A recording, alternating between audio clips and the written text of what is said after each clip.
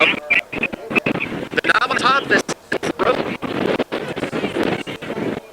Yeah, it's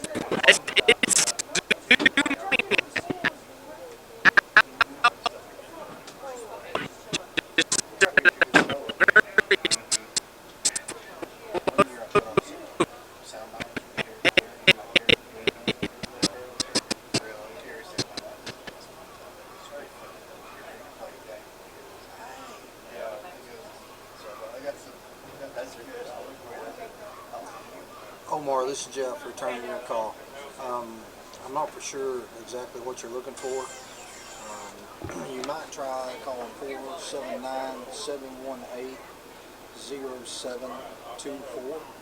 and that gets you back to our shipping department. And I'm all the way over, but it's still pretty. It zooms in fast, but it zooms out slow. phone number, I don't have it on me. I'm at the kids' ball game, but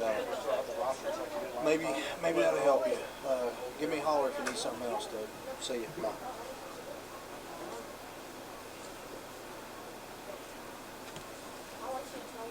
We're having some major issues with our wireless cameras. With what? Our wireless cameras.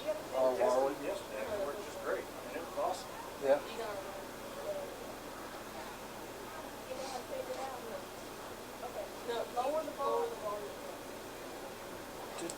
So, Morris, how are we doing this? Is this my headphone right here?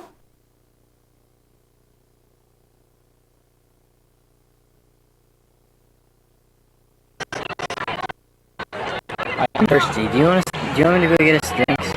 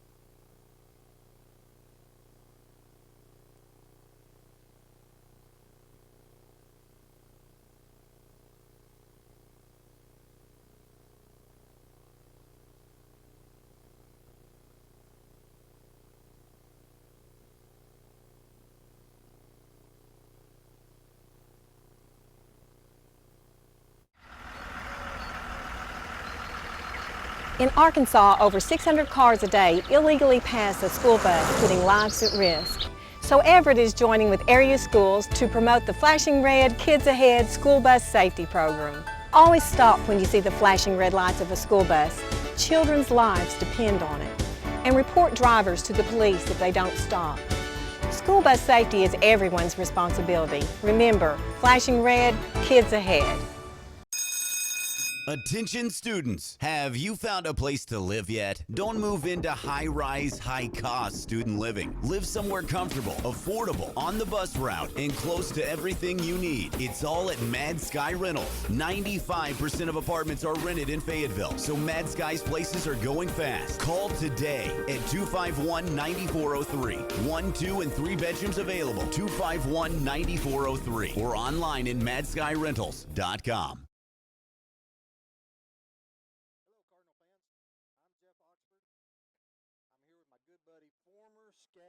All-American, current Hall of Fame offensive line coach, former Burger King point guard All-American, and head computer guru of Farmington school system, Coach Jared Morrison. Coach, how you doing? I'm doing great. We're having some technical difficulties. Well, you got we got a lot of stuff going on. Dude, you got ESPN, and now we got FSPN. That's right. Yeah. I mean, we got this new camera here, a new camera over there. We got our Aaron Andrews, who, dude, he ain't even close. No, ain't even close. Got gypped on that one. Yeah, but you can't. We spent money where it needed to be spent. That's right. You know, I mean, he's good for go out there and ask a few questions, help tote stuff. Yeah. Maybe go to the concession stand, get us a Coke and some popcorn. Mm-hmm. But boy, he's no looker. No, he's not an Andrews.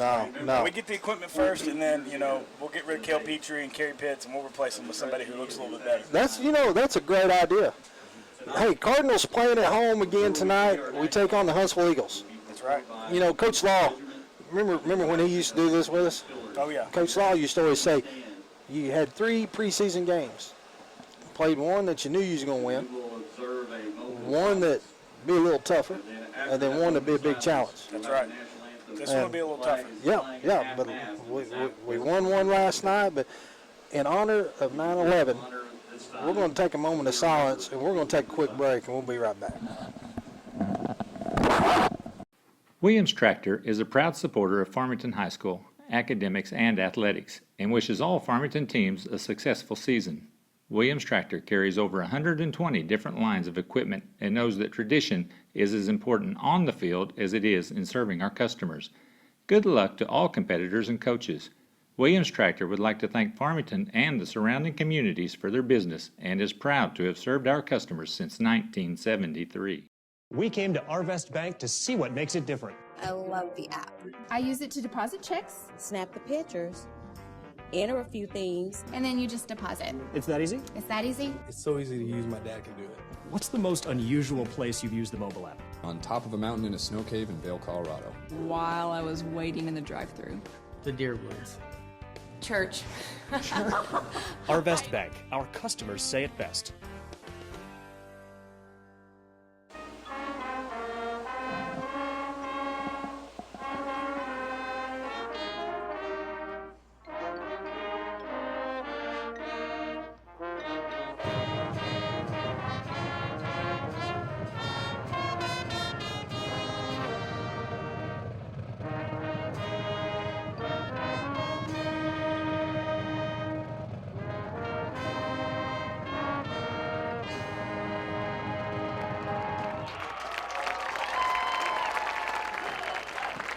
All right, Coach. Just at the national anthem. A moment of silence for 9/11, and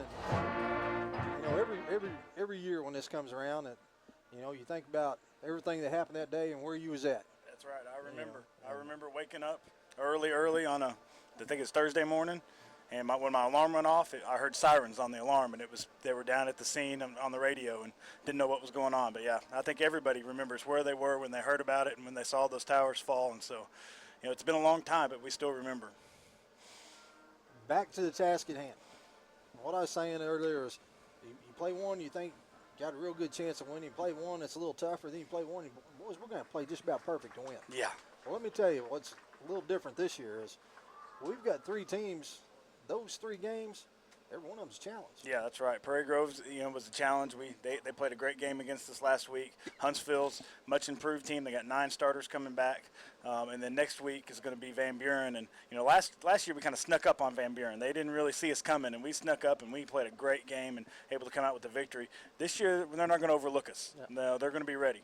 Well, one thing I worry about going into week 2, anytime you have big win over your big rival, Prairie Grove, always looking for maybe a little. Is there a chance there's a letdown there, Coach? Oh, I think there is. I think everybody's so pumped up. There's so many people. I mean, our press box feels empty this week compared to last week. Last week there was media everywhere. That's always a big, huge game. And so to see, to win that game and to come out on top and it really gets you going. And it's a good way to start the season. But at the same time, you can't have a letdown this week and think, oh, we won that game. That's we're kind of relax a little bit at practice. No, you got to keep going hard because it's just going to keep building all the way to 5A conference play. I think we've got 1 or 2 offensive linemen that won't play tonight. Yeah, that's right. We've got a few that are already injured that we're missing. We're going to have Sam Stevens and we're going to have Zach Newman, starting on the offensive line. A couple of sophomores, because of Trolio and Big O. Both injured. Hopefully Big O can come back pretty quick. Trolio's got some broken foot issues, and so he's going to be out for a little while. So it's good to see those, get those boys some experience, but at the same time, boy, you'd like to have those seniors in there. Since we talked a little bit about the line, let's stay over there on offense. So you mentioned Charlie Woods, Sam Stevens, Matt Duffy. Woods is senior, 5'9", 200 pounds. That's a guy that bench presses a house. Then Sam Stevens, sophomore, 6'2", 285. He'll play the left guard. Moving into the center spot to cover for the injury is Matt Duffy. And I'm going to go with Matt's defensive size instead of his offensive size. Our defensive size is our offensive size is wrong on that. Offensively, we have him at 5'8", 245. Defensively, he's 6'1", 270. I like the 6'1", 270 a whole lot better. Then you got Zach Newman, the right guard. Sophomore, 6'1", 250. Tanner Barnes, junior, 6'1", 205. Nick Huff, and let me tell you, if you're a Razorback fan, you hear a lot of talk about the tight ends. Yes. I'm a huge fan of this tight end. Uh-huh. Nick Huff. Yeah, he hustles. He has great hands, and he can also block. The reason I like Nick Huff is because Nick, his whole time, has played out on the edges, out on the boundaries. Mm-hmm. Here's a wide receiver that has grown into a tight end. Yeah. And so he's automatically throws in a mismatch on a linebacker, or even if they try to cover him with a defensive end, which some teams try that every once in a while, but we like it when they do that. We do. Playing out on the wideouts, you'll see Walker Davis, a 5'8", 175-pound senior. Kelton Price, a junior, 5'10", 170. Josh Ball, Trenton McChristian, Xavier Staten. When you get to the signal caller, a senior, 2-year starter, Bryce Waggle. Got him listed at 6'2", he's about 6'4". Yeah, he's a big kid. Big kid, spins the ball well. Yes, he does. Then right behind him, Blake Putnam, a junior, 5'7", 160.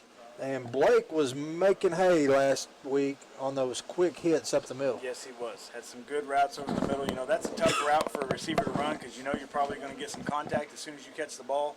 But he did a great job.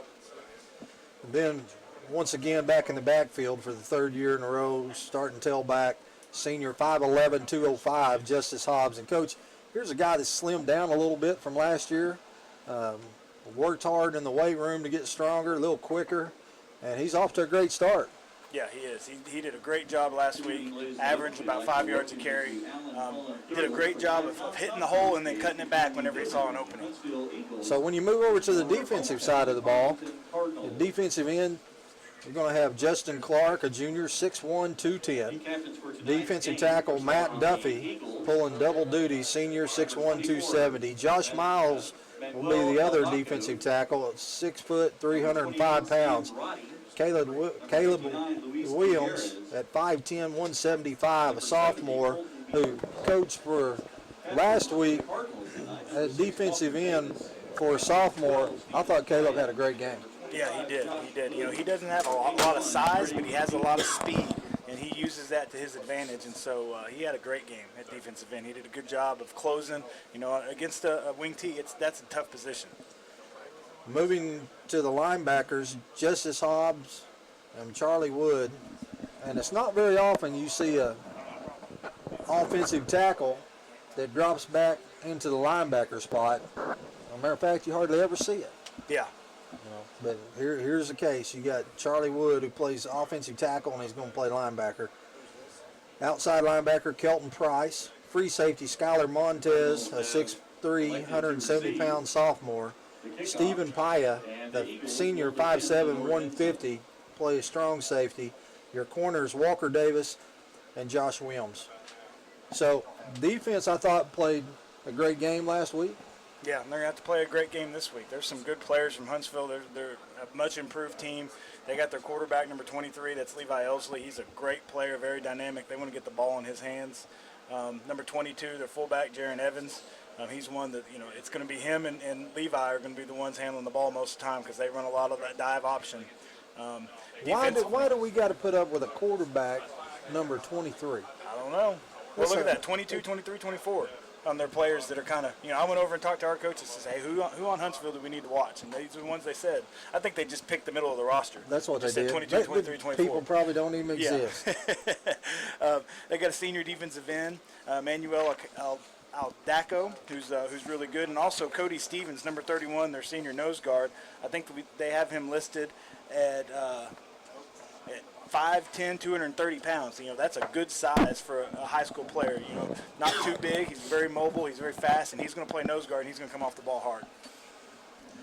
Well, it ought to be a good game. I never would have thought that the second game of the season, the weather would be like this. Oh, it's beautiful. It is absolutely beautiful. Here comes the Redbirds to the field. We are going to take a quick timeout, and then we'll come back for the kickoff. Hey, guys. Hey, Mom. Starving. Chips. Hey. Oh, thanks.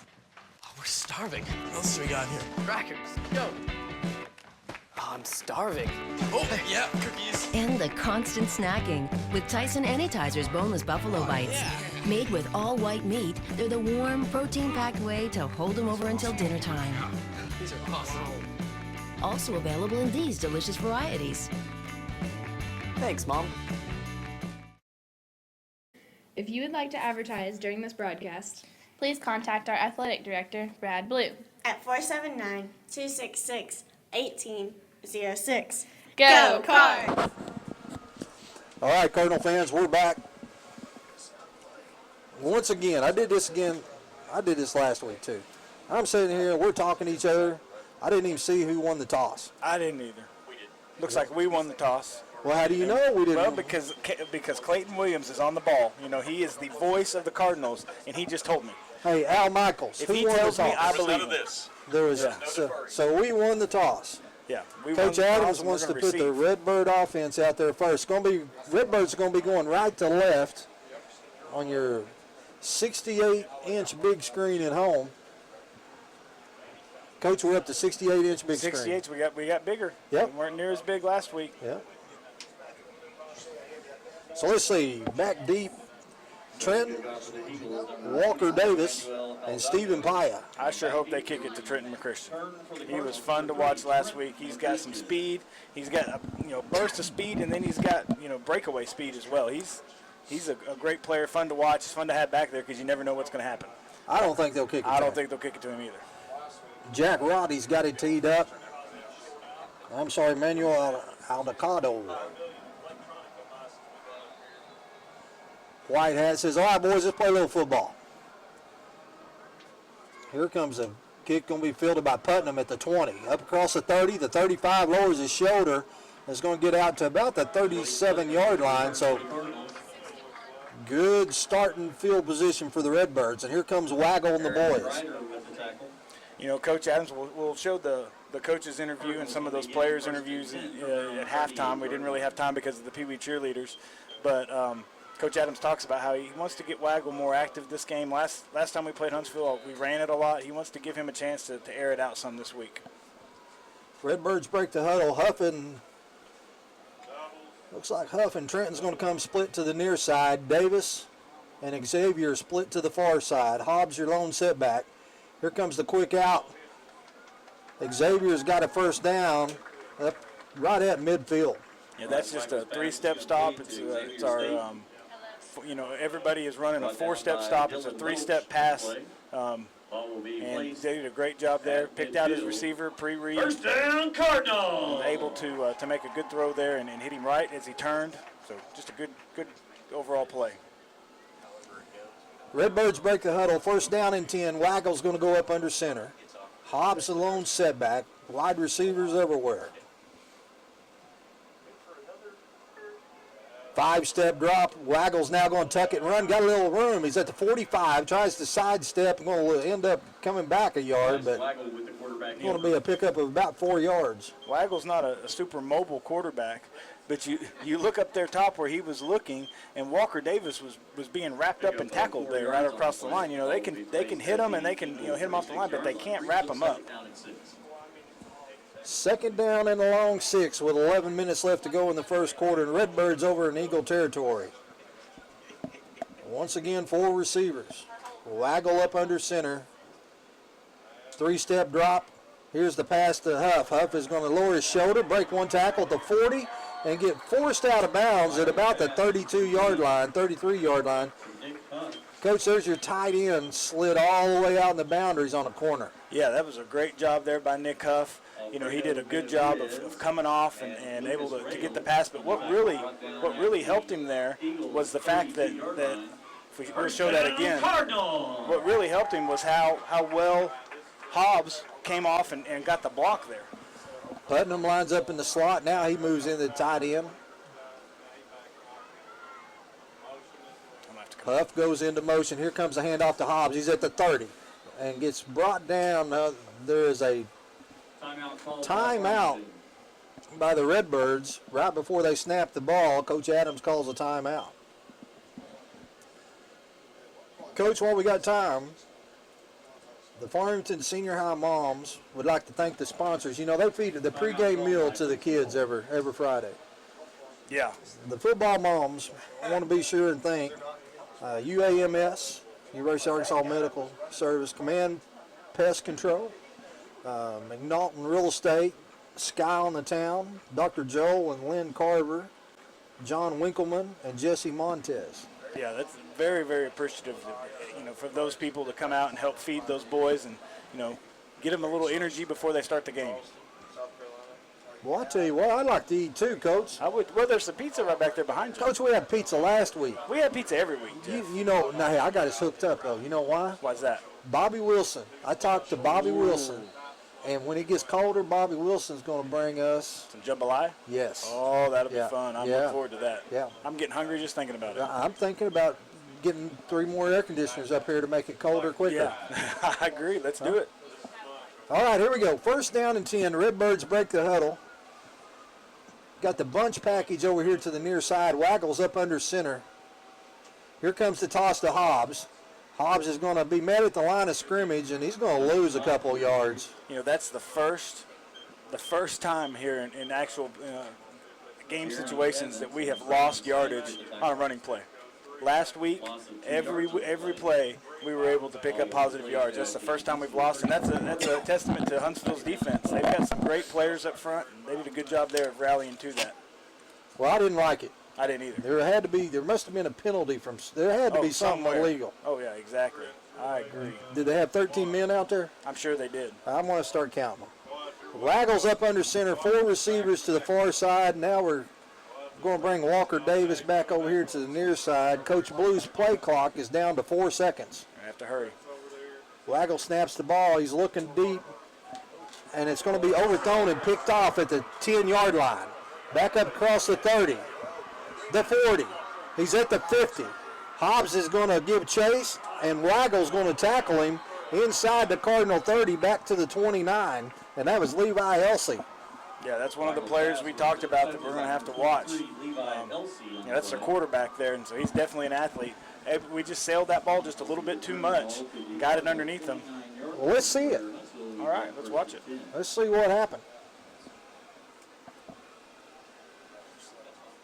Looked like he was looking for Walker Davis over the middle. He was looking for Walker on the 4 vertical route, just like we did last week. Or actually, it's Trenton McChristian, but he just sails it over his head. Sure was. And wasn't able to make the play. Huntsville's up under center. Here comes the quarterback keeper, and he's going to be brought down at the 27-yard line. You know, it's going to be assignment football this week, Jeff. We're going to have to, everybody's going to have to do their jobs. You got one person assigned to the dive back, one person assigned to the quarterback, one person assigned to the pitch man. You know, but I think we're mostly going to see a lot of number 23, Levi Elsley, and then probably a lot of their fullback, number 22, Jaron Evans. Just so you know, I hate assignments. I do too. Why do we always got to have assignments? Well, that's just how it goes. Is that why is that why you and Miss McQuistion were such good friends? She gave you lots of assignments. Miss McQuiston. Huh. Here's a quick hitter up the middle. Good job there by. Let's see, who was that in on the tackle? Justin Clark with the tackle. Justin Clark. Justin Clark in on that tackle. What happened to my roster? You took my roster. You take my roster, Coach. I did not take your roster. Why would I do such a thing? Because that's the way you roll. No, I would never, ever do such a thing. Yeah. All right, so it's 3rd down and a long 6. The ball setting at the Cardinal 25-yard line. One receiver split to the far side. Here comes the option play, and the quarterback keeps it, and he's going to be down about the 20-yard line. It's going to make it 4th down and about a yard. Getting up off the pile for Redbirds is Charlie Wood, along with Caleb Williams, Justice Hobbs. So far, defense has done a great job of picking up the option. You know, they've tried so far the 2 layers of the option. They've done the quarterback and they've done the fullback, but haven't seen them try to pitch it yet. But I think we're going to be rallying to the pitch man if they do. 7:40 left to go in the first quarter. The Eagles taking a long time getting their play in. He's looking down at his wristwatch. Yeah, it looks like they're probably going to have to call a timeout. I don't think 7 seconds left. Well, maybe so.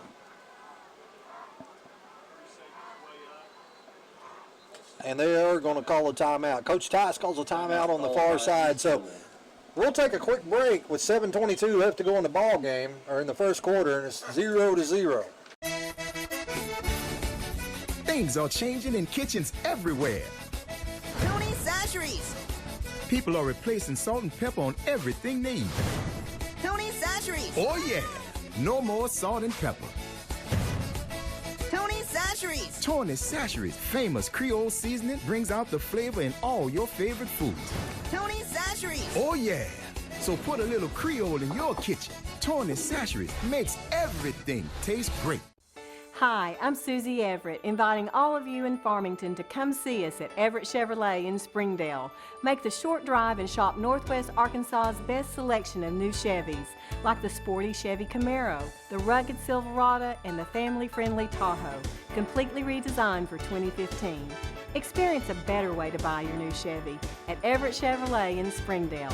Family-owned, customer-friendly, a proud supporter of the Farmington Cardinals. Go Cards! Hurry. All right, here we go, Cardinal fans. Big play. 4th down and 1. Oh, they've got a legal motion. There they throw the flag. I was going to say, we're going to get the instant replay going, Jeff, if they didn't call that. But yeah, definitely illegal motion there by the Huntsville line. The referee says, he's queuing up his microphone right now, and he says, false start, number 22 offense, 5 yards, repeat 4th down. Technology's awesome, Coach. It is. It is. You are exactly right. That was a great, great impersonation. And not impersonation. We had the That's a real thing. That was a real thing. Real thing. Going to line up for a 42-yard field goal. Hey, I saw him kicking before the game. I'd watch for the fake right here. I didn't see him kicking it that far. Snap. Kick is up and it's blocked. Pick it up and run. Redbirds block it. Here we go. We're down the sidelines. We're at the 40, the 30. Josh Williams at the 10. Touchdown, Redbirds. That was an awesome play, Jeff. All the way around. Just a good play there by the Cardinals. Able to get the block. Let's see who picked up that block. Was blocked and picked up by number 25, Josh Williams, in return for a Farmington 6-yard return. Can't tell who that is It right looks there like in the middle. Charlie Wood? No. I think so. No, right there. That was Skylar Montez. Skylar Montez comes in with the block. Boy, great play. Great play by the Cardinal defense. There you go. Here comes the Redbirds going to attempt the field goal. On to attempt the extra point for the Cardinals, number 17, John Stevens. John Stevens is your kicker. Good snap. Kick is up and it's good. And that kick hit over by Savoy. It did. It went way over there. Let's see this again, Jeff. Boy, great job getting through right through the middle. Just comes over the top, able to get the block, and it's a good smart football there. Anytime it's fourth down, anytime you get any type of block, whether it's a punt block or extra point or block or field goal block. Back that up. Anytime you get a block, you always scoop and score. All right. Now, I want you to watch the blocking here. As the guy kicking is the one athlete that's back there chasing that can catch. So not only does Skylar block it, but watch Skylar as he goes ahead and he blocks him. That's and right. now it's a clean house. Great play. Great play. So just a good job there by the Cardinal special teams. So 2 weeks in a row, special teams touchdown. That's right. How about that? That's awesome. I love it. Now the Redbirds are going to tee it up from their 40. 7 minutes, 6 seconds left to go here in the first quarter. The Redbirds up 7-0.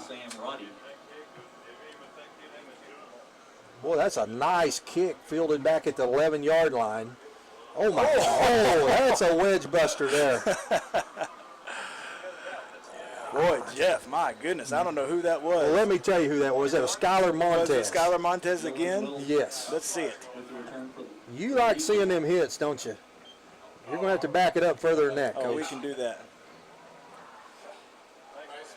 You're going to have to back it up again. Oh, I missed it, Jeff. What happened? Face mask penalty called against the Cardinals. Well, you're just going to have to take my word for it. It was awesome. He smoked the wedge. He did. He came running in there and did a great job of blowing that up.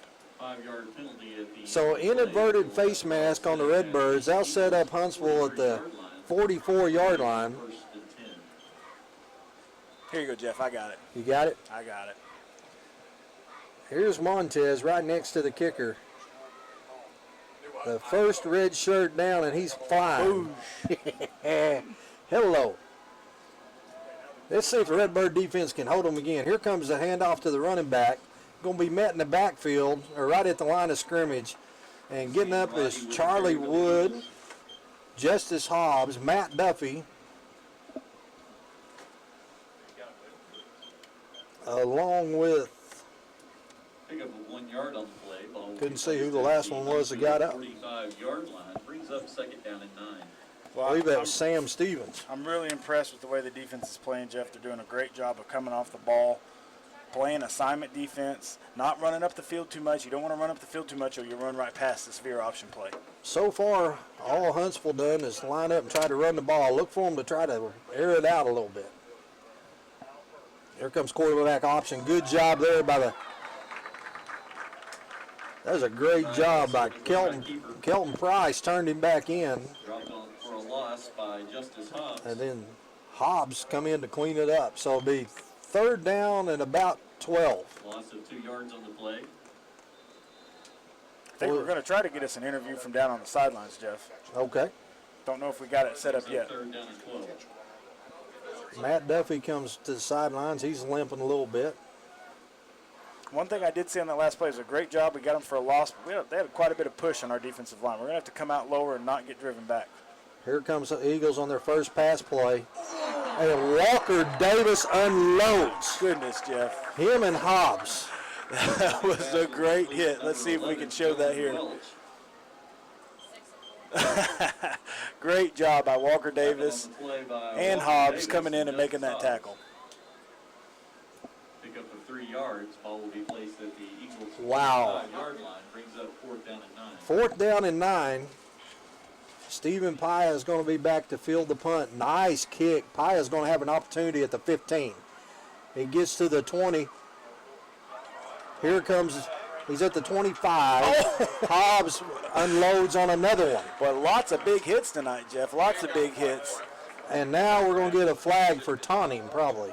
Yeah, I don't think that the flag is going to be on the hit, because it would look like a pretty clean hit.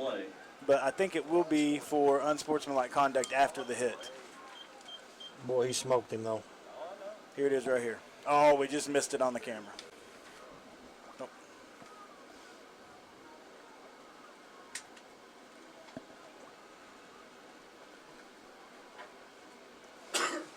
Referees are huddled up. Let's see what the call is.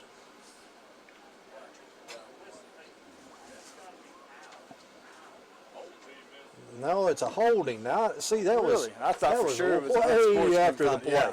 Oh, was there 2 flags? Maybe there was, Jeff. I didn't. Yeah. Oh, yeah, there's one way back here that he's picking up on the 40-yard line, and then there's one up here where the hit happened. So yeah, foul on each team. Multiple penalties on the play. There was a holding call called against the Cardinals. Well, actually, both against us. A personal foul called against the Cardinals. So that'll move the Redbirds back. All the way back. Well, that's frustrating. You get a good return, you get some good hits on the return, and then you get one holding call. And really, we kind of got away with the block on the back there, right? That sprung Paya, and so penalties will move the ball back. Penalties are going to hurt you. So 25 yards and penalties right there. Moves it back to the 7-yard line. Good thing at least we're starting with a fresh set of chains, which is 1st and 10.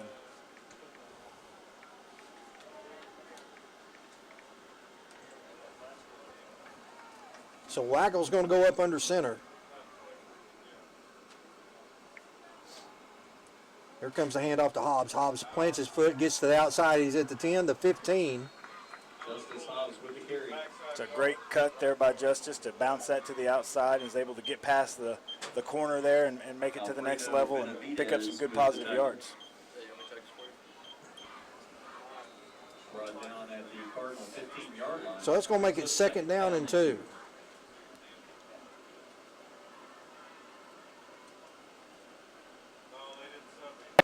Waggle's going to go up under center. Hobbs, your tailback. Putnam's your fullback. Here comes the quick hitter to Putnam, and he's going to be hit right at the line of scrimmage. May pick up about a yard. Blake Putnam with the Make carry. it 3rd down and a very manageable one. Yeah, anytime you can get ahead of the sticks on 1st down, then you can be a little conservative on 2nd down and just try to get as close as you can. You'd like to pick up the 1st down there so you don't have to have a 3rd down play, but 3rd and 1, we can handle that. 3rd down and 1, and here comes the Redbirds.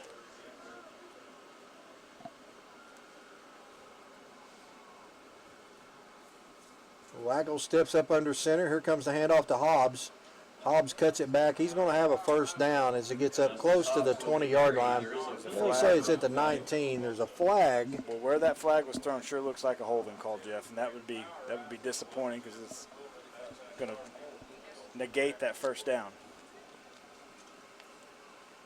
Well, all of a sudden the officials have it out for the Redbirds. Yeah. So that'll move it back.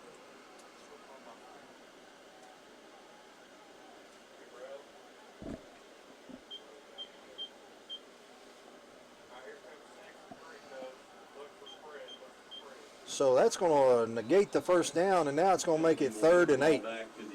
Got Christian coming into the ball game, as well as Walker Davis. So it's definitely a passing down here, 3rd and 8. But at the same time, you spread them out here, you get some isolation there with Justice Hobbs. Hobbs is your own setback. Waggle looks back at the official. Yeah. Yeah, Waggle's saying, why is the ball way outside the hash here? We need to move that over. The ball should be on the hash. Waggle just threw a flag on the officials.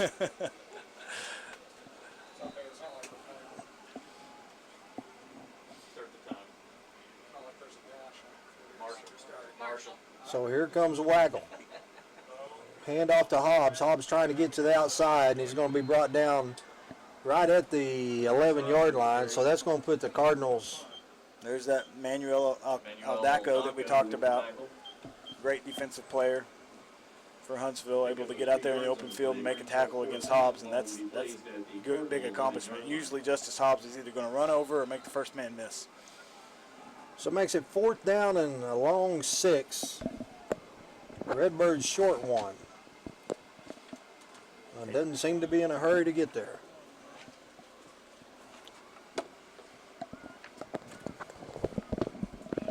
Kelton Price back to kick. Good snap, 2 yards deep. Nice high kick that they're going to let bounce at the 42-yard line. Going to take a Cardinal roll, get over to the 49 of Huntsville. There's good coverage on that. The Redbirds got down there quick. Last drive just did end by penalties. Now we get to see the defense kind of make another stop here real quick. Maybe we can give the offense another chance out there. So 1st down and 10, the ball at the Eagle 49-yard line. $1:56 left to go here in the first quarter. Redbirds up by 7. One receiver split to the near side, and Walker Davis says, I got him. Split backfield. Quarterback's up under center. Here comes the dive option. Quarterback keeps it, and he's going to be hit after about a 4-yard gain from Stephen Paya. Good job there by the safety coming up on the run game. Yeah, it was. Defensive secondary was quick to recognize that and not let it get any further. The Eagles coming up in a hurry up. Quarterback's in the shotgun. Here comes the jet sweep. And now there's a flag thrown by the back judge at the 34-yard line. Hopefully this is going to go against the team in white. Exactly. Hopefully we've got a little offensive holding.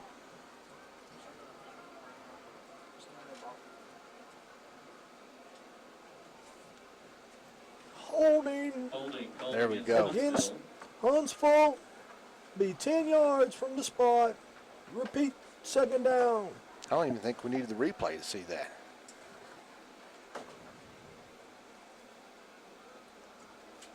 Now, boys, they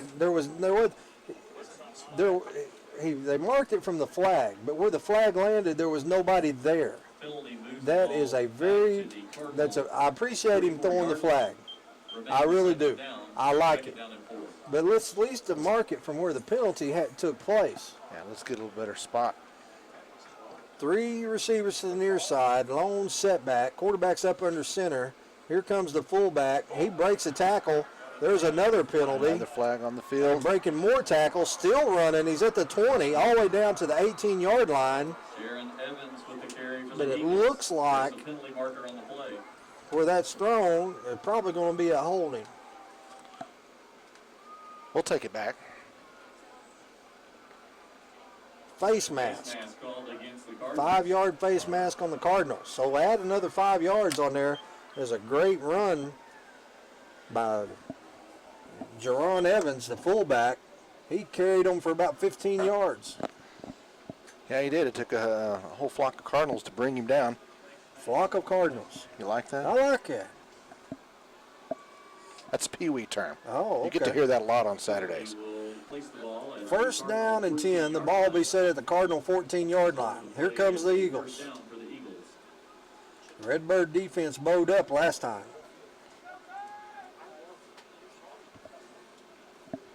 Here coming the jet sweep. Going to hand it off again in the jet sweep. And this time the Cardinals going to limit him to about a 5-yard pickup. But gets it inside the 10, make it 2nd down and 5. They read that well, got good penetration there. Kept it from being a lot longer run than what it could have been. So the ball sits at the Cardinal 9-yard line.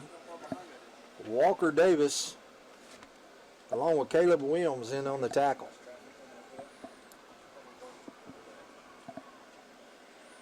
Levi's up under center, single setback, 3 receivers to the near side. Quarterback keeper, and he turns it back up, and he's going to walk into the end zone. Redbirds over pursuit. A little unintentional misdirection there, but works for him this time. So with 8 seconds left to go here in the first quarter, the Eagles are extra point attempt away from tying it up. They line up in the swinging gate. Should we tell Montez we'll take another block right here? We take a block right here. Here comes the Eagles. Now they're going to line up for the more conventional field goal attempt.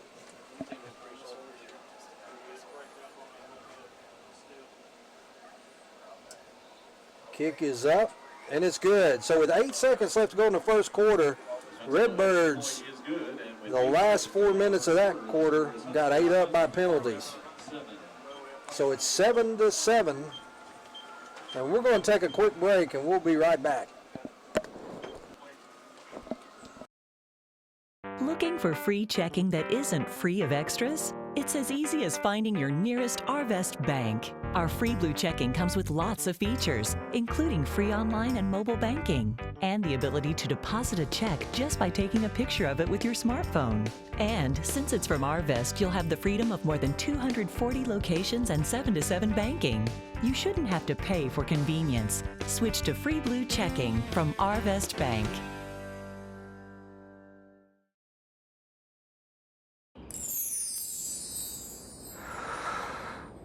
Sometimes the things we want to do aren't quite the things we end up doing.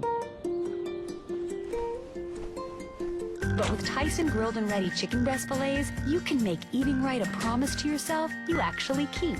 No preservatives, 98% fat-free, and fully cooked. So you'll... All right, Trenton's back deep. Let's see if he gets a chance this time. I don't think they're going to kick it to him, Jeff. No, Putnam's going to spear the line drive at the 20. Makes one miss at the 30. He's at the 35, gets up to about the 37-yard line. That's going to be the end of the first quarter, all tied up 7-7, even though our scoreboard says 7-0. Take my word, it's 7-7. So we'll take a quick break, and we'll be right back. Hi, I'm Susie Everett. People sometimes ask why we don't talk about price in our commercials. Well, it's simple. Giving you a low price is the easy part. At Everett, we work to go far beyond that with a buying experience you won't find anywhere else. Our goal is to make sure our customers want to come back again and again because they were treated better in every way, including the price. Family owned, customer friendly. Come see us at Everett Buick GMC. All right, we're Cardinal fans. We are back, getting ready for the second quarter. All right, Josh, after the first quarter, score of 7-7, what do you expect going in from here? Well, I think coming out, the coaches really wanted to utilize our depth, rotating a lot of players in, and we're just a little bit out of place right now. Their speed's getting to us. As long as we slow the ball down, really start pounding them, our size and athleticism and our depth should get to them here in the second quarter. So I'd like to see the Redbirds up. Thanks, Josh.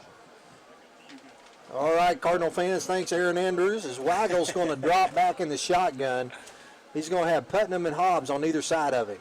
Here comes the handoff to Hobbs. Hobbs cuts it back, gets across the 40 up to the 41, and there for a second, that looked like it had some big room. He's upset about it because he saw that gash open. You see him right there slamming the football down. He's frustrated because he saw the opening and wasn't able to squeeze through there quite quick enough. But some pretty good blocking there by the Cardinals, but able to close pretty quickly by the Huntsville defensive line. Good job there by Tanner Barnes and Zach Newman and Matt Duffy to give him a little running room. Same formation. Kelton Price, Walker Davis split to the far side. Quick hitter to Huff. Huff is going to catch it, and once again, oh, boys, right there's a flag. Good pass there by Weigel. Hit Nick right as he turned around. And then be able to add the unsportsmanlike conduct onto the end of it. That's a big play for the Cardinals. You know, it's the second time tonight they've hit Huff on the quick button route, and both times Huff has been able just to manhandle the corner that's on him and pick up another 5 or 6 yards. Well, you know, he's a little bit bigger than him. He's definitely more physical, and they're playing off of him quite a bit. So once he catches it and turns, he's able to pick up some momentum before that corner gets to him. Well, you know, Huff's about 6'3". The guy that they've tried to stick with him is 5'7", 135. Yeah, you know, that definitely leads, you know, if he keeps playing off like this, we'll just keep throwing that underneath route. But if he eventually jumps up, then we'll try to throw it over the top and let him use his height. Huff is going to move back in at tight end. Weigel's going to go up under center. They got their safety up high. I'd like to see Nick Huff go down the middle of the field right here. Here comes the handoff to Hobbs. Hobbs, good job there reading the blocks. Yeah, that's nice patience there by Justice Hobbs. Just push it up into the middle and then try to cut off of it, and he's able to pick up 4 or 5 yards there where it looks like he wasn't going to gain very much at all. Second down, that would be a long 6, short 7. Ball setting just outside the Eagle 30-yard line.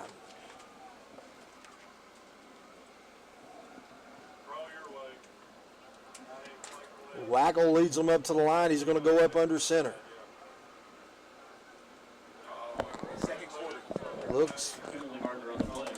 Cardinals was going to go on 2. Now, defense jumped, and Huff reacted to it. So it'll be a 5-yard penalty against the Eagles. We'll take it. We will take it. You know, you like for all your linemen to stay still so there's no doubt, but if the defense moves across the line of scrimmage, then we're automatically going to get that. Automatically. Automatically. Well, Coach, we've seen a lot of times it wasn't automatic. Kelton Price to the near side. Here comes the handoff to Hobbs. Hobbs is going to be hit immediately. As coming in to make the play on that one was number 3, and he's not on the roster, so. Number 71, Rocky Farrand, is one of those who was in there on the The only other number 3 I know is Jonathan Adams. Yeah, you just call him Jonathan Adams. Jonathan Adams lining up at nose guard. Third down and 2. Coach Brad Blue's play clock has made it down to 12. It's a big play right here, Jeff. I mean, we're in the position here where we got 2 downs to get it, but we'd like to pick it up here. Here comes the handoff to Hobbs. Hobbs is going to get piled up again, and he may have picked up a half a yard. And right now, the running's been a little tougher. So it's 4th down and a long yard. Well, you know, we talked about how well this Huntsville defensive line will play, and they'll come off the ball, and they're showing it right here. They're kind of blowing us off the ball, and we're not getting a lot of drive and push on them like we did last week against Prairie Grove. So that's why we're having some issues running the ball. Kelton Price is going to go split to the far side. Walker Davis to the near side. Huff is your tight end. Fullback, Blake Putnam. Here comes the counter play. Hobbs is going to lower his shoulder, and he's going to have enough for a first down. Pushed the pile there a little bit and got the aggressive kind of Justice Hobbs that we're used to seeing. First time tonight we've seen the counter.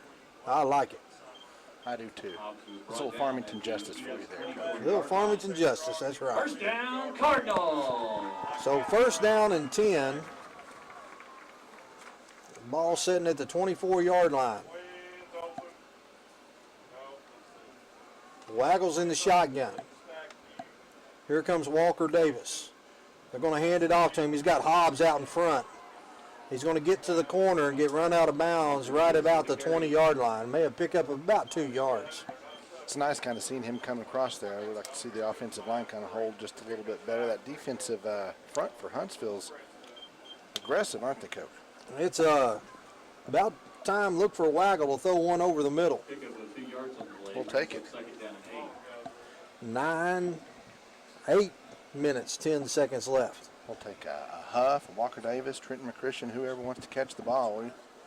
We'll take us a nice little pass, maybe get in the end zone. We can throw it to Aaron Andrews if they'll let us count it.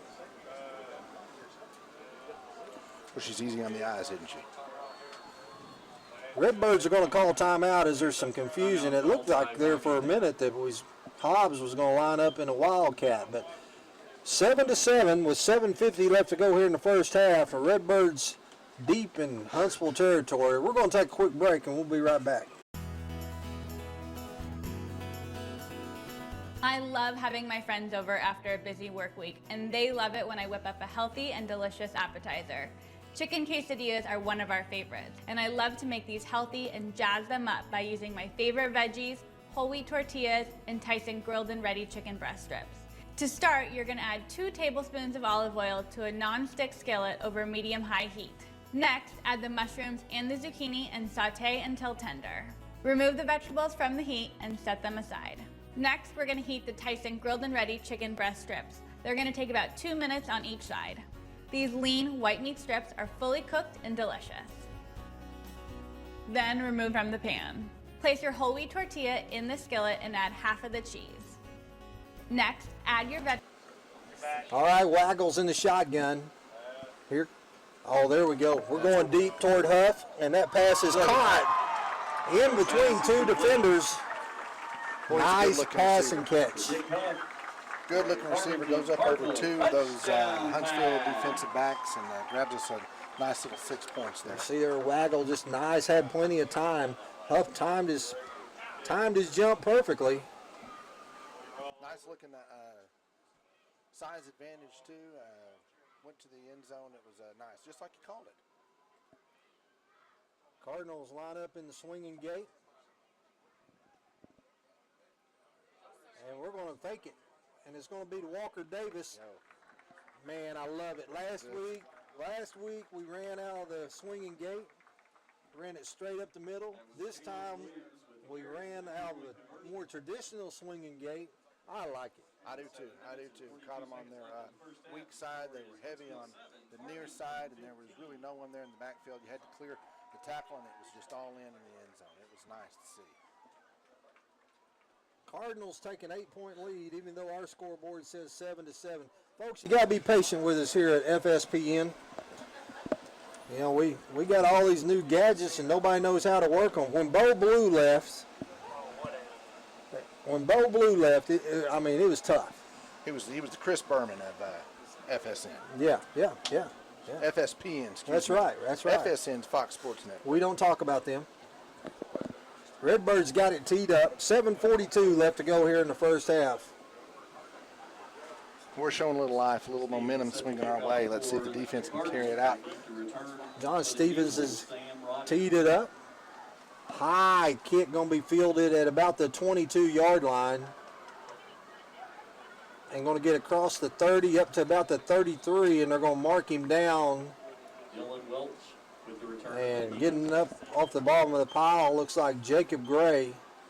Long Trenton's in there too. Trenton was in there too. Yeah. And don't forget about Montez. He's been just about everywhere. He was kind of right behind him. Nice little wrap up by those two. So first down and 10, Huntsville will set up shop at their 36-yard line.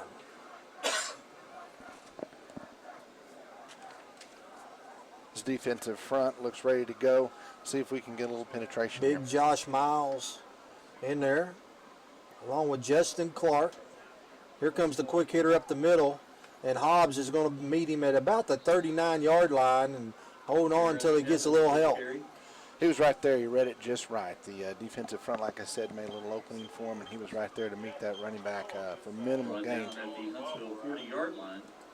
Jaden Metcalf in at the other defensive end. Here comes a fake the jet sweep, and we had him hemmed up, and he slips a tackle. Kelton Price read it beautifully, and he kind of sidestepped him. He tried to make a little run for it, but they were quick to react and kept it from being any more than what it could have been. Caleb Williams in on the tackle. Third down and 4. Ball setting at the Eagle 43-yard line with 6:45 left to go in the first half, and the Redbirds up by 8. Our defensive backs have been reacting really well to plays and misdirections. Let's see if we can keep it going. My favorite formation of all time, the wing T. I hate it.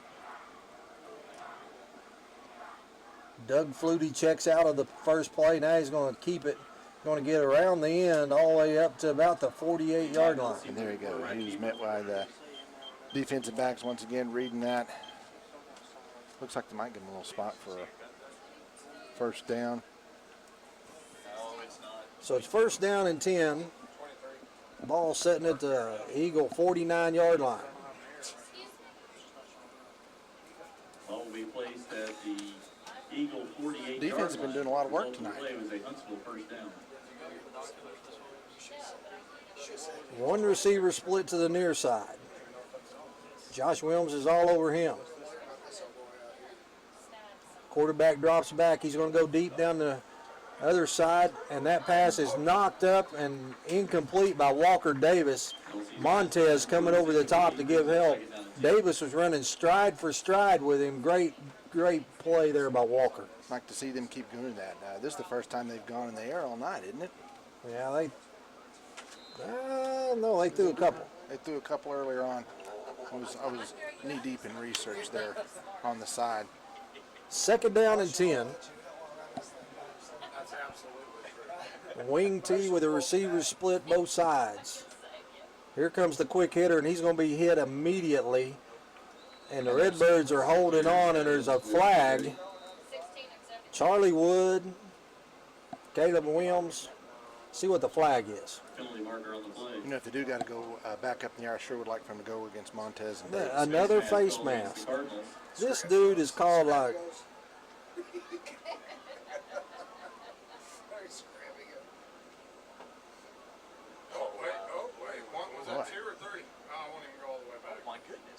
They're calling a 15-yarder. 15-yarder.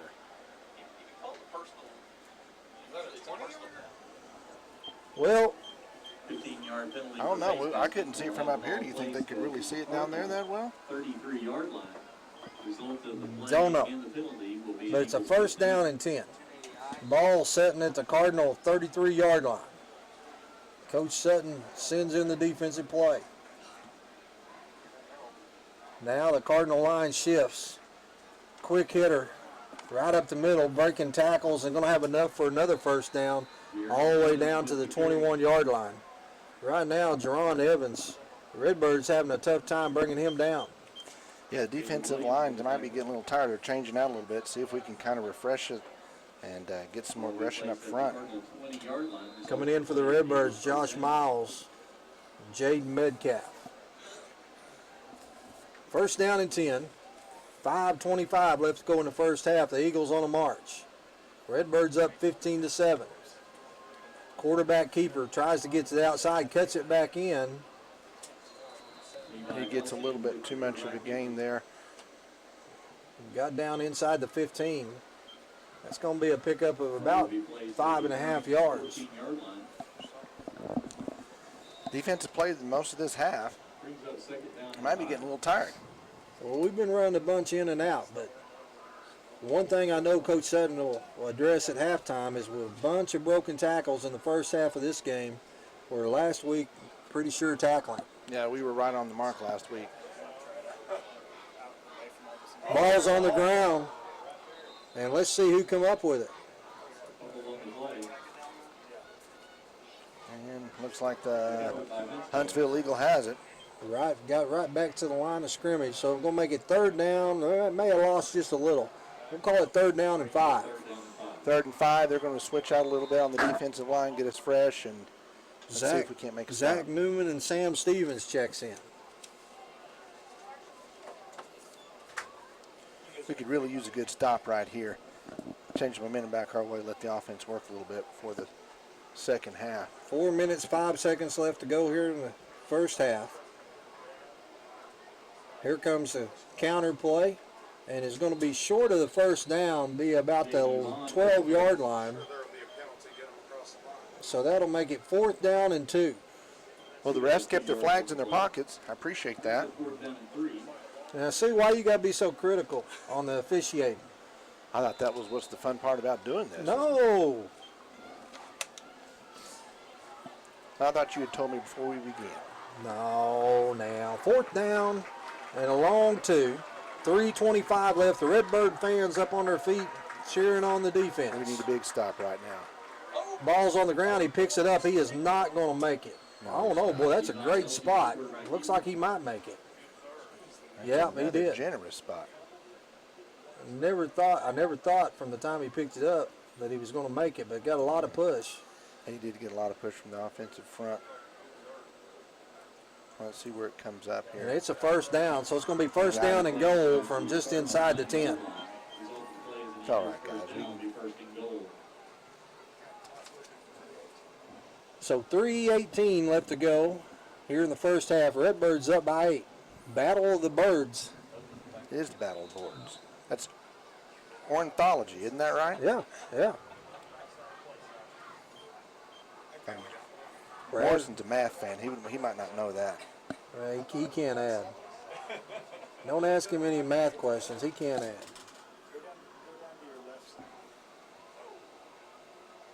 Here comes the quick toss. It's going to be turned in and breaks the tackle. Walker, Montez come in, flying in, turned him back in, but he's going to pick up, get down close to the 5-yard line. That was nice penetration. He was really aggressive. Just barely missed him as he turned inside. A lot of near misses tonight for the Redbird defense.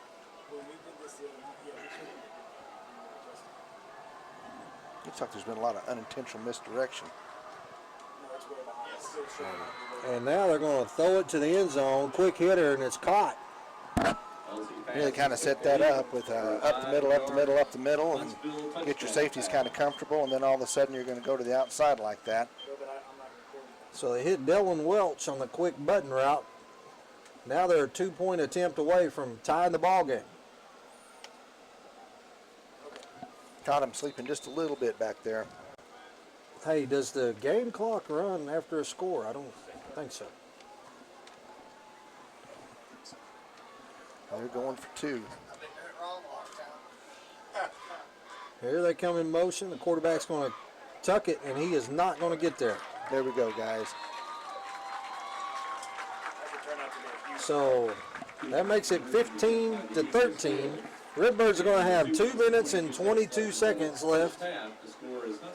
Cutback didn't work for him that time, did it? No. Coach ready for it. Coach Sutton is meeting his defensive unit out on the field, and he is fired up. Yes, he is. I think they're getting an earful now. The bald eagle is screaming.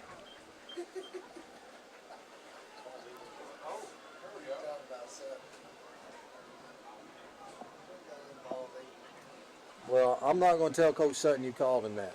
I'm a fellow bald eagle. Yeah, but it don't matter. You know, boys, us people that are hairily challenged don't like that. Oh, man, it's prideful. I take pride in that. So we're just too sexy to keep our hair. Okay. Well, 222's up on the board, time left, so Lago's going to get to work his 2.5-minute offense. I hope they kick it to Trenton. I want Trenton to catch it. Let's see if they give McChristian his chance here.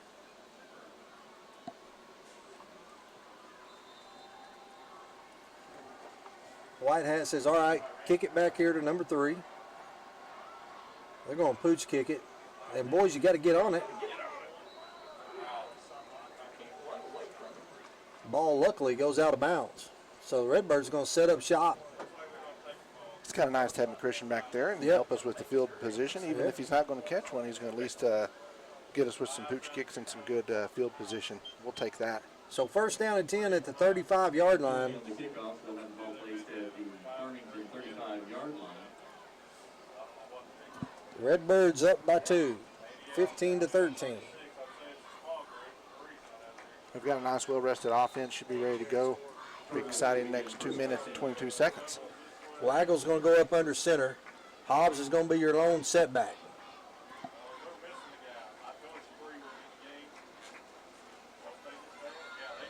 Redbirds are going to have to call timeout. 1, 2, 3, 4, 5, 6, 7, 8, 9. We only had 10 players out there. I think we're feeling pretty confident. Yeah. That's all we need is 10. So Redbirds are going to be forced to use a timeout. That'll leave us with 1. We'll take a quick break and be right back.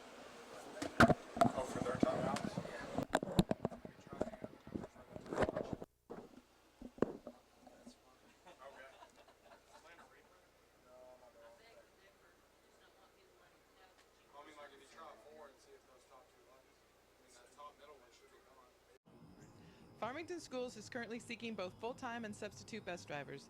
If you or someone you know has their commercial driver's license or would like more information on getting theirs, please contact Transportation Director Jim Hendricks at 479-267-6023. That's 479-267-6023. Farmington Schools is a better way to drive. Farmington Schools would like to... All right. Waggles up under center. America's most... Here comes the quick hitter to Huff. Huff catches it at 40, up across the 45, and gets out of bounds. Stops the clock. right at the 46-yard line with 2:15 left to go here in the first half. Good throw and catch there. Again, I like that matchup all night.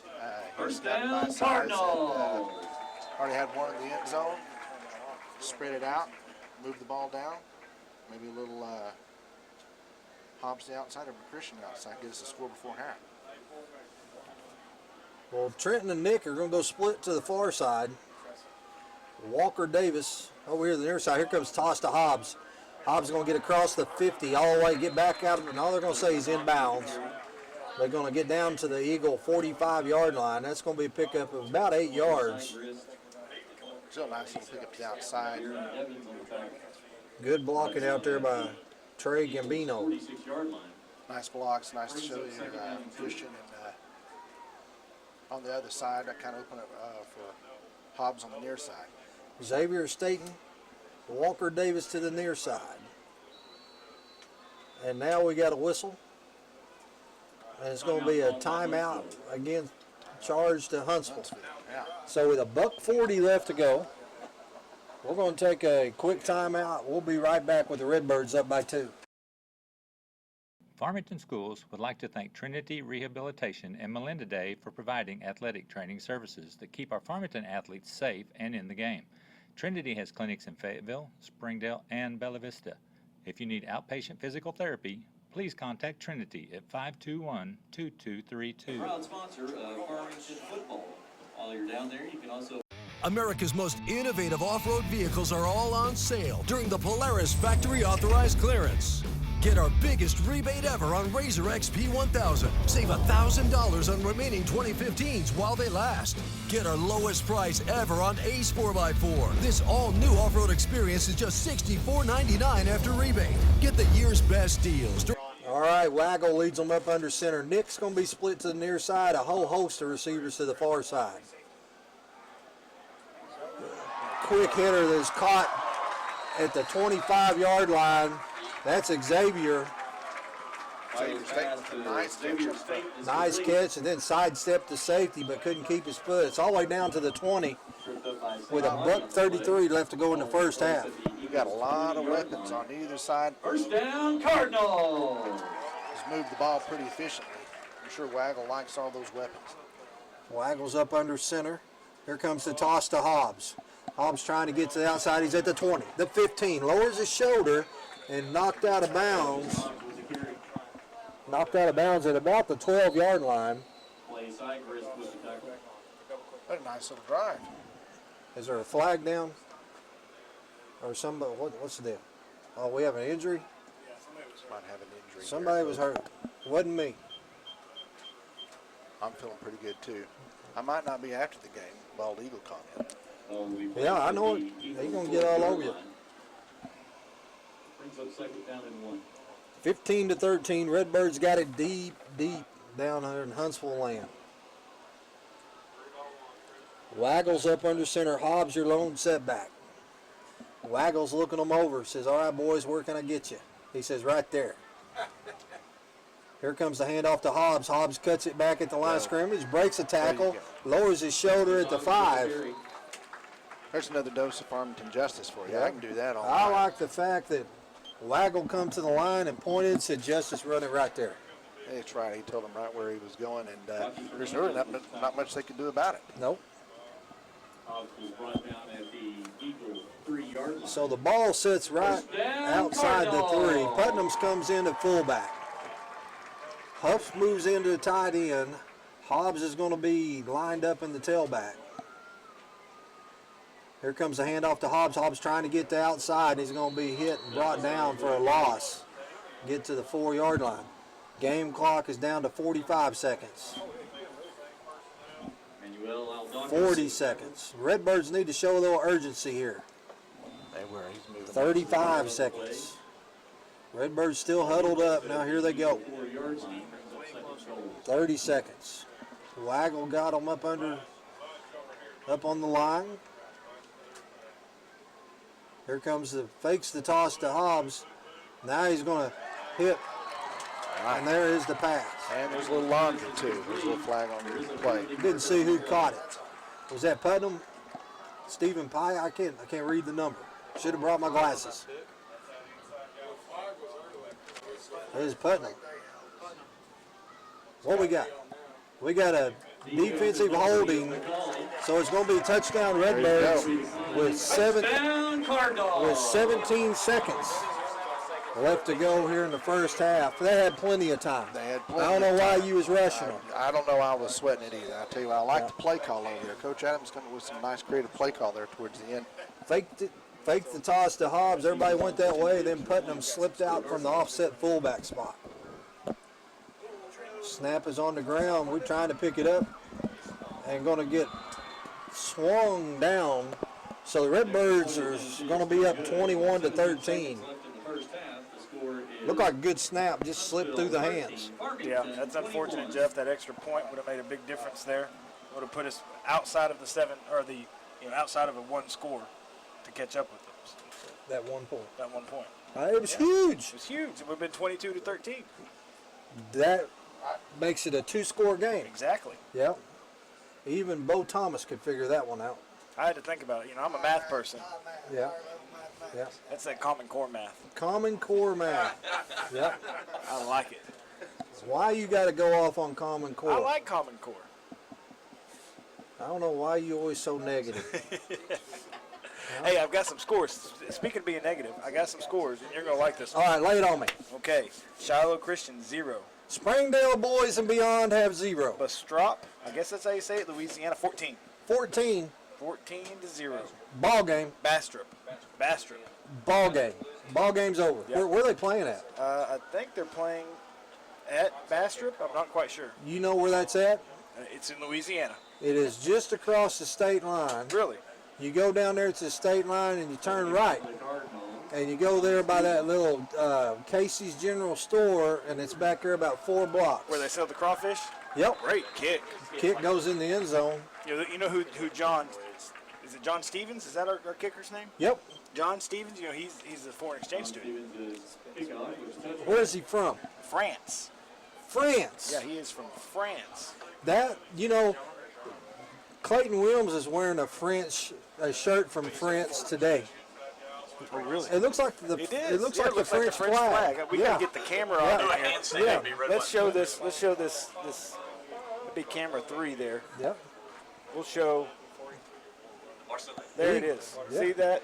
There it is. There it all is. its glory. There the is French flag on wearing Clayton the Williams. French flag. That's awesome. That is awesome. You got anything you want to say about that? Kicker. It's for the. He's for the kicker. Of John. Yeah, he's Jean. a kicker fan club. I'm saying it wrong. Jean. Jean. Okay, we're going to go to Spencer here in just a little bit. Spencer Adams. Spencer Adams, all right. Well, I don't see anybody standing.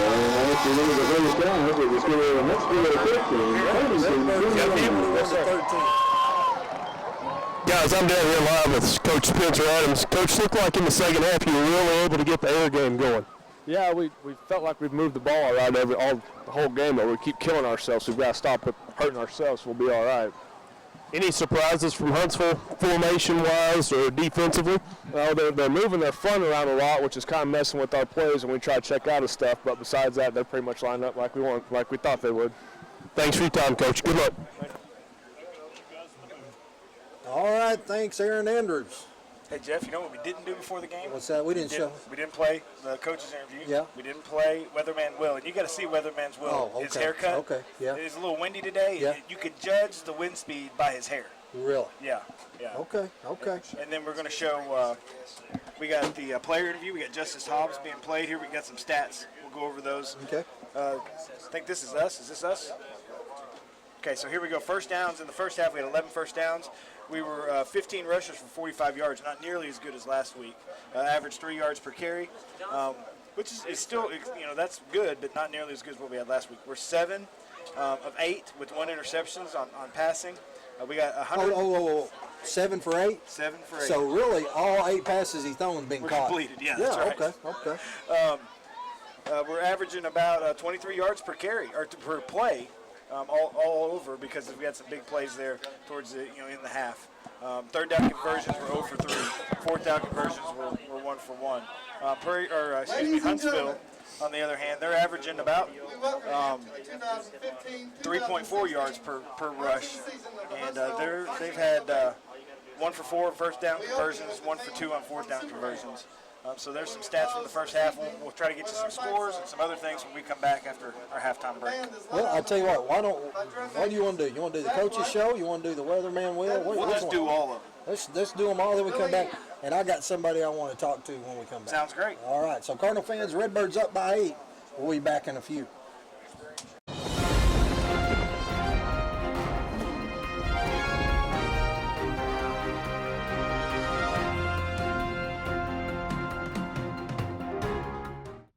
Well, Cardinal fans, tonight we will be a little bit cooler than it was last week, that's for sure.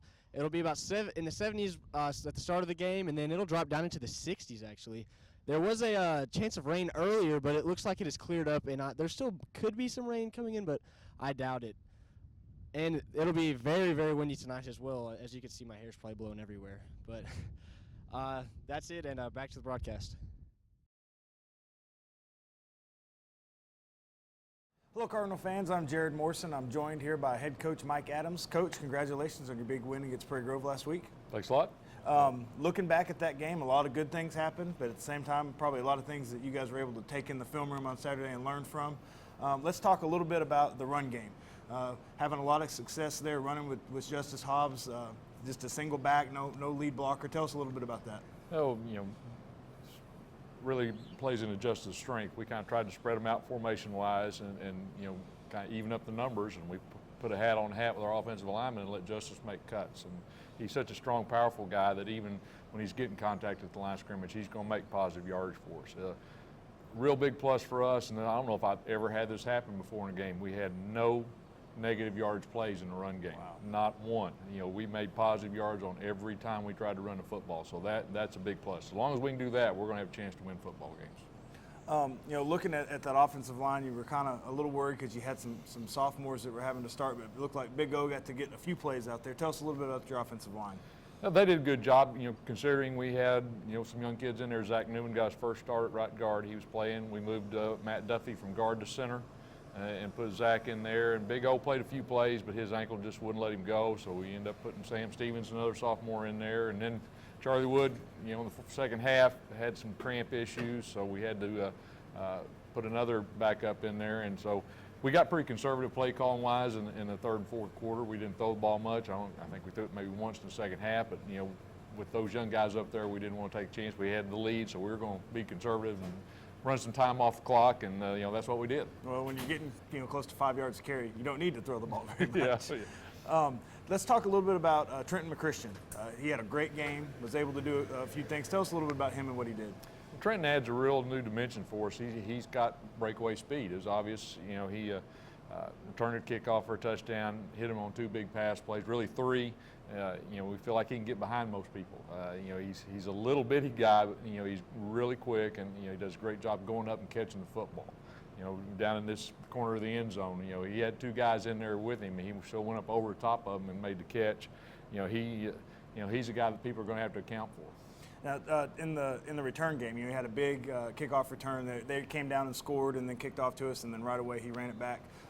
Does that add, maybe a little bit more threat for you guys? Sure, and I think that kickoff return was the biggest play of the game because we got up on them, and they had a nice long drive and scored, and they had some momentum. They were starting to get a little excited, and then Trenton broke that, and I felt like after that things were going to go our way.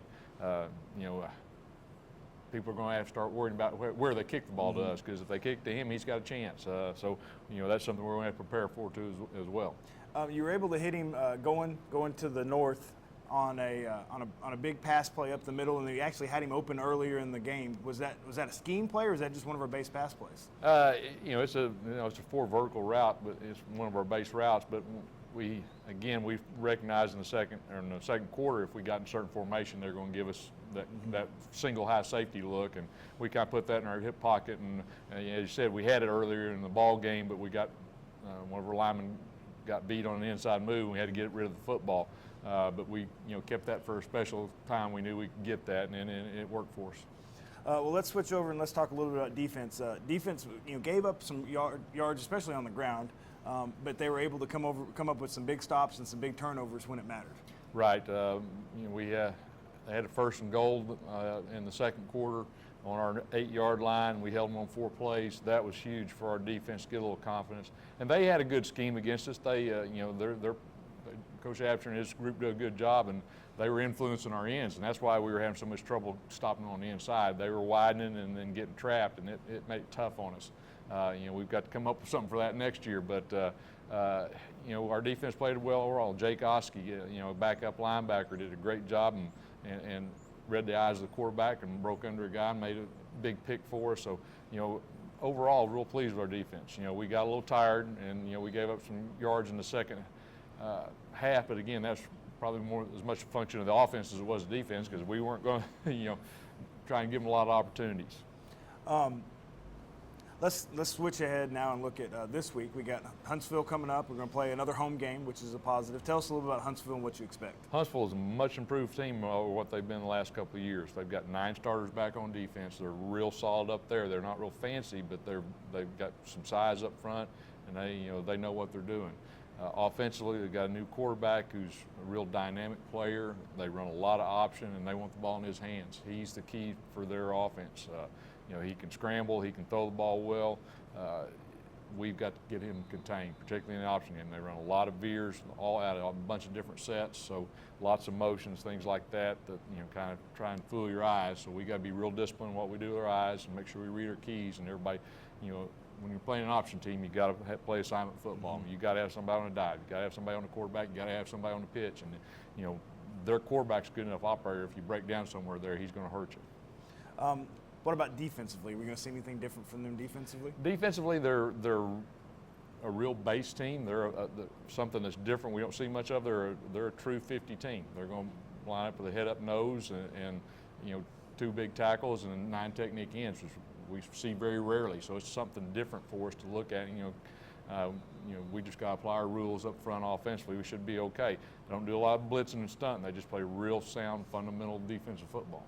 I know last year against Huntsville, we were able to spread them out a little bit and get 2 linebackers in the box and let Justice run his inside zone. You expect to try to do that again this year? Yeah, absolutely. I mean, it doesn't matter what they line up in, who we play. That's what we're going to do. We feel like that's to our advantage if we can even the numbers up with them, with our linemen. Maybe we'll get a hat on a hat and give the ball to Justice. We feel like we're going to make positive yards. We've got Caleb Williams, who does a real good job on the inside zone reads that we need to get some more reps this week, and give Justice a little rest. So, hopefully we'll be able to do that. We need to, I think last year we passed for all of 11 yards against them. It was a muddy, rainy game. Hopefully we can do a little bit more damage in the passing game this week. Well, Coach, I appreciate you taking some time out of your morning to talk to us, and good luck this week. Thanks a lot, Jared.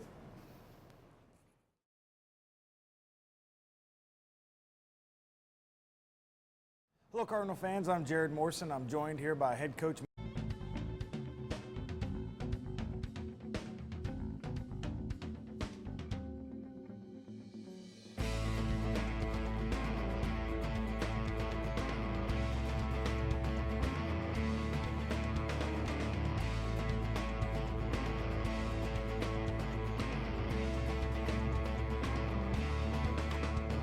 I'm Ben Hadley here with senior running back Justice Hobbs. So how are you, Justice? I'm pretty good. How are you, Ben? Pretty good. So what do you think the game last week went like? Like, how do you think we did offensively? Offensively, we had a big night, passing game. I mean, Trenton had a huge game. We're proud of him. What do you think we did defensively well? Defense, we did an outstanding job. We had a turnover in the second quarter, and then we stopped them inside the 10-yard line, so that's pretty good. What do you think the keys to the game are this week? Keys to the game, I think they're going to try to stop the run because we had a huge game last year, so we're going to try to throw it over the top. All right, and what do you think that we're going to do for the rest of the season with the win last week? I think that's a big step for us this year. Being Prairie Grove is always good, so hopefully you have a good season. All right, that's it. Back to the broadcast.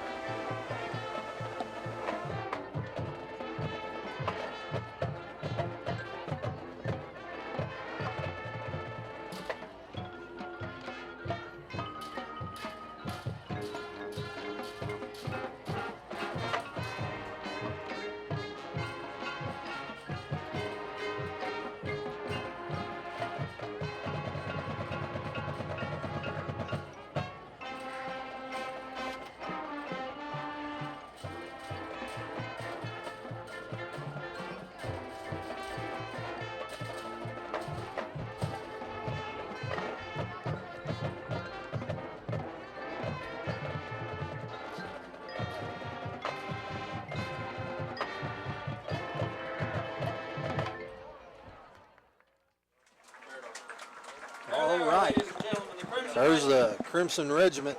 Another good halftime performance by the band.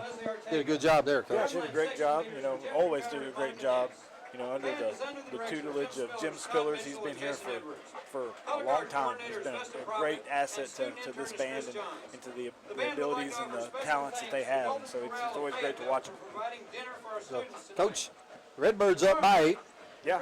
7 minutes left here in the halftime, and then they have my favorite part of halftime where they come out and they add on the 3 minutes. So it's really 10 minutes left. 10 minutes left in halftime. It's, you know, it says 3 minutes or 7 minutes, but it's really 10. Yeah. It's a lie. Yeah, look who walked in. Bowtie Ben and Weatherman Will. Yeah, Weatherman Will in his hair. Oh, yeah. Did you see the hair on the interview? It was crazy. On the Weatherman? Yeah, you could gauge the wind speed by Will's hair. Looked like Richard Simmons. Yeah. Yeah, we did. We showed it earlier. Yeah. Kale's argued with me saying we didn't show it. I watched it. I watched it right here. Yeah. Yeah. He's probably in the concession stand.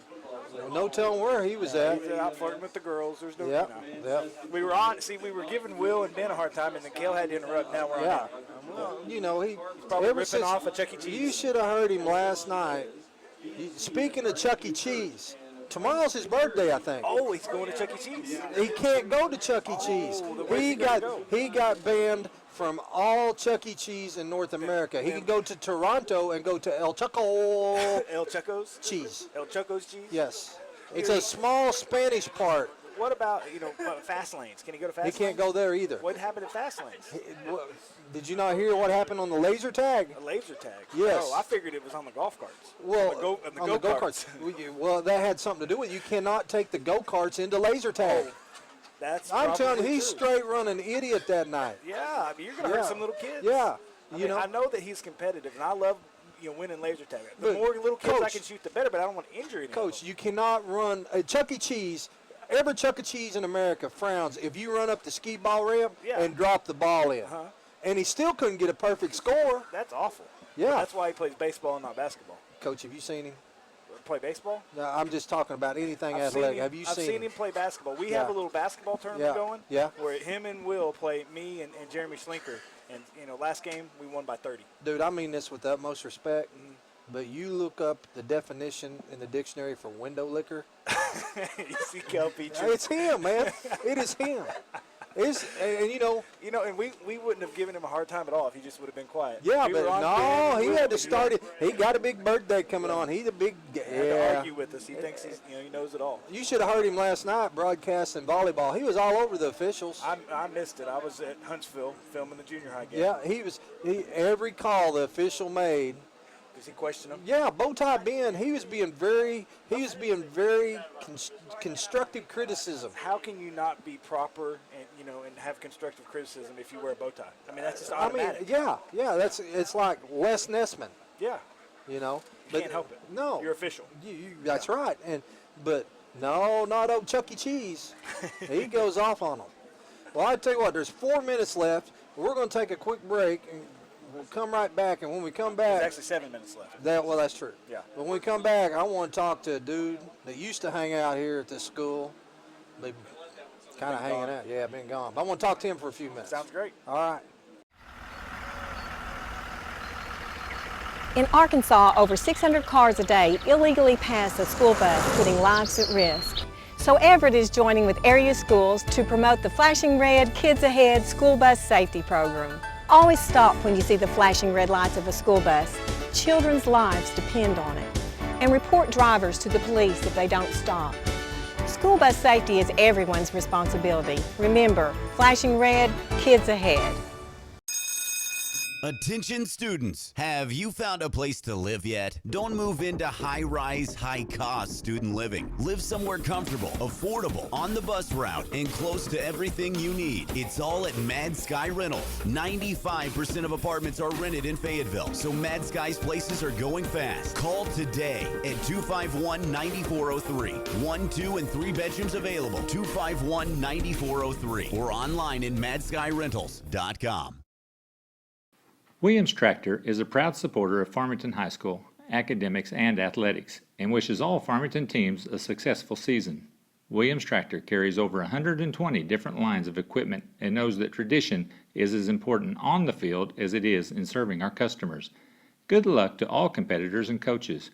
Williams Tractor would like to thank Farmington and the surrounding communities for their business and is proud to have served our customers since 1973. We came to Arvest Bank to see what makes it different. I love the app. I use it to deposit checks, Snap the pictures, enter a few things, and then you just deposit. It's that easy? It's that easy? It's so easy to use, my dad can do it. What's the most unusual place you've used the mobile app? On top of a mountain in a snow cave in Vail, Colorado. While I was waiting in the drive-thru. The Deer Woods. Church. Arvest Bank. Our customers say it best. Hey, guys. Hey, Mom. Starving. Chips. Hey. No, thanks. Oh, we're starving. What else do we got here? Crackers. Go.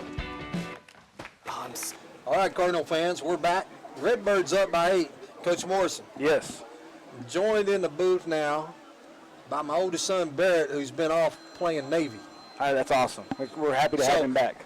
Neither one, me or you, either one, we never served. No. No, and first of all, let me say, Barrett, thank you for your service. Yes. 9/11, it's one of those special days where we especially, support those and recognize those who serve.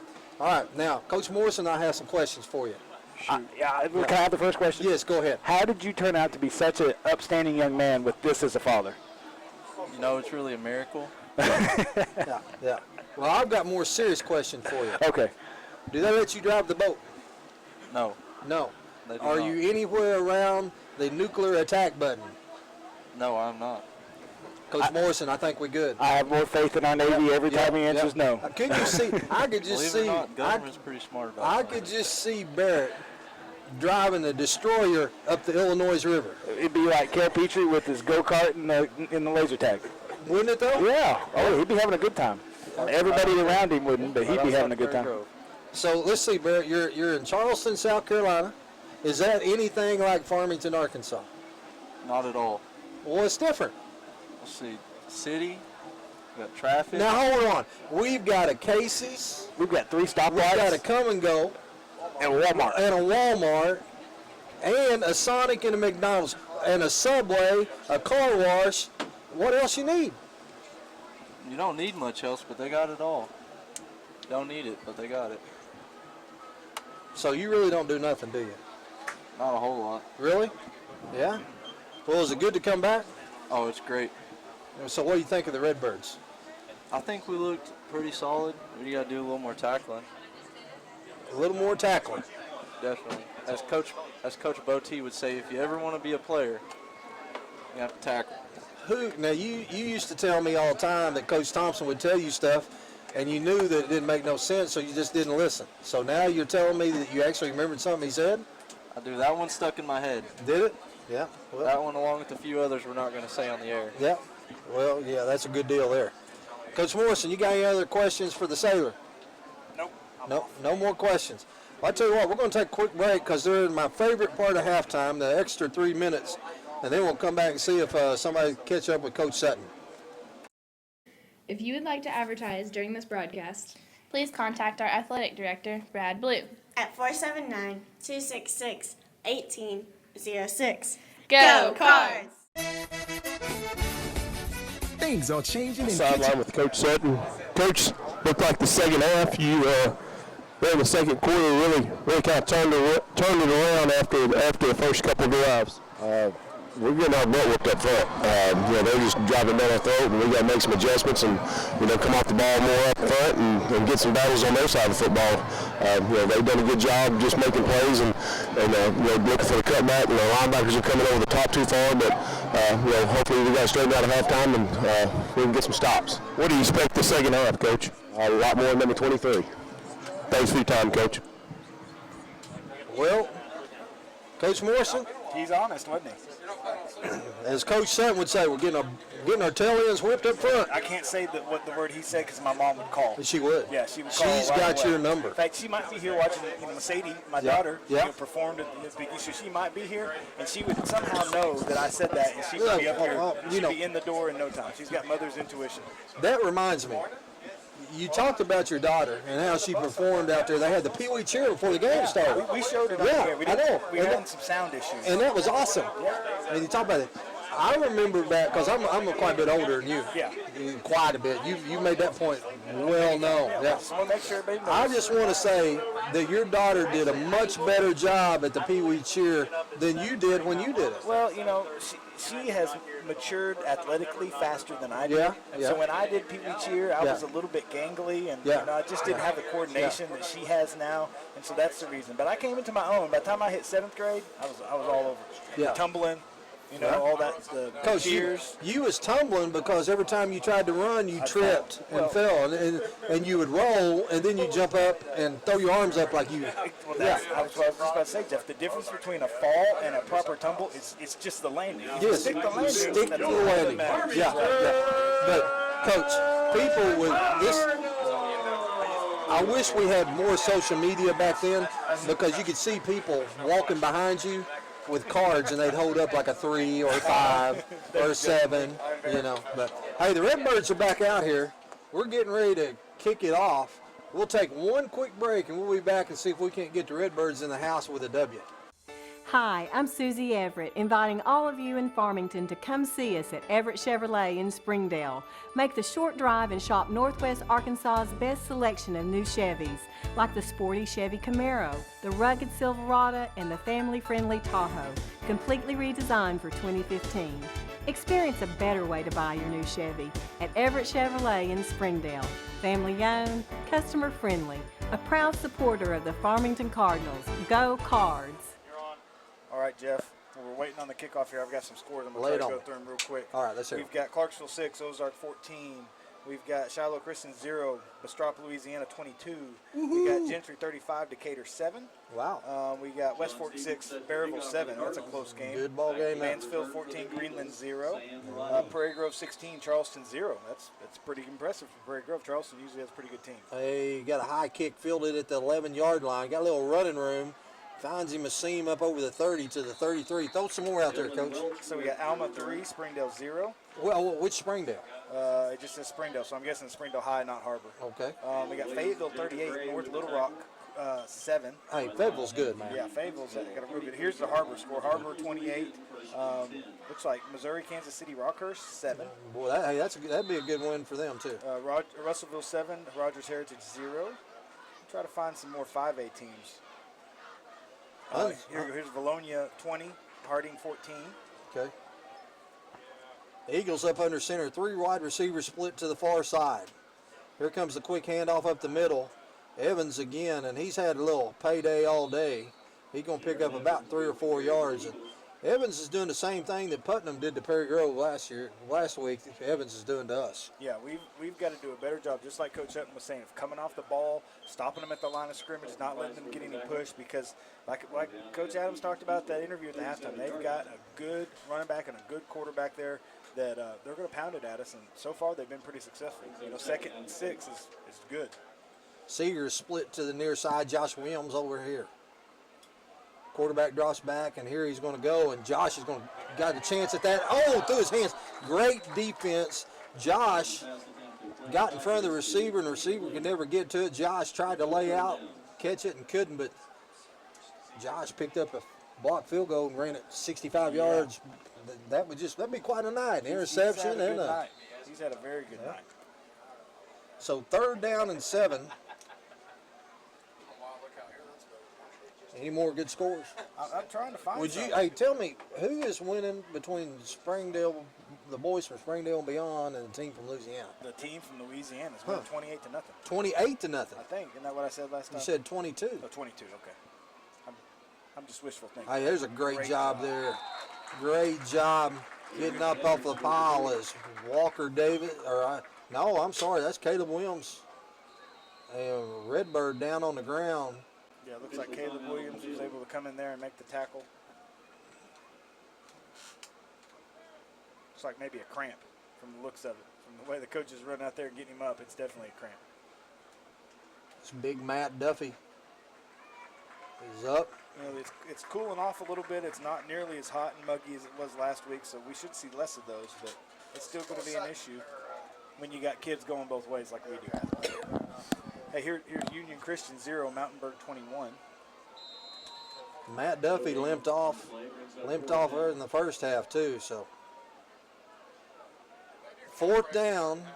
Here comes a kick. We got nobody back to receive it. It's going to hit at the 30 and roll dead at the 26. So here comes the Redbird offense as the defense holds them 3 and out, and see if Redbirds can march it down the field. Well, you know, I think that's exactly what Coach Sutton wanted. You could tell he was a little fired up at that interview, but he wanted that 3 and out, and that's what he was able to come up with. So I'm sure he's excited and happy, and you know the adjustments they made at halftime have helped a little bit, and he's ready to get the ball back. Here comes a Waggle with the play. Looking down here on the sidelines where Duffy's at, and you have 3 of the starting linemen down there injured. So Waggles in the shotgun. Gets it to Trenton out on the edge. Here he goes. He splits it. He's at the 45, the 50, 40, 30. Can you say there goes Speedy? Touchdown, Trenton. Hey, when he caught that in the open field and all he had was the safety to beat, you know, it's pretty obvious he's going to score. He's got the breakaway speed. He's got the burst he can put on. Well, not the last time, or, you know, it's not the first time we've seen him do that, not the last time either. That's a 73-yard touchdown pass. Here's a replay. It's a great pass by Waggle. He puts it right in the right spot where Christian doesn't have to break stride. Boy, he puts on the speed here, and it's over. Wow. Field goal kicker is running onto the field. Hard to kick a field goal if the field goal kicker's not out there. Good snap. The hold is down. The kick is low, and it's good. It's still good. Hey. All right. He was pretending that one was from 50 because I think that one may have made it in from 50. So that's a 73-yard touchdown pass. And if you really want to think about it, it's about a 1-yard pass. Waggle threw it actually behind that. So Waggle throws it. We'll give him credit for 1 yard. Yeah. That's what we're going to give him credit for. Christian got 72. Waggle gets all the glory, and Trenton just trucked him like 75 yards. Yeah. Well, that's quarterback. And then tomorrow the stats, it shows up Waggle. Yeah, that's how it goes, you know. Hey, if I'm Waggle, I'm buying that dude a snow cone. Hey, you know who doesn't get any credit for that in the stats? Who's that? The offensive lineman who blocked. Yeah, the offensive linemen, they need snow cones too. That's right. It was good blocking there, and just a great play overall. Yeah, everybody, snow cones for everybody from Waggle. That's right. Somebody just said that everybody runs slower when Trenton has the ball. They sure look like they're running slower. Yeah, they do. Yeah.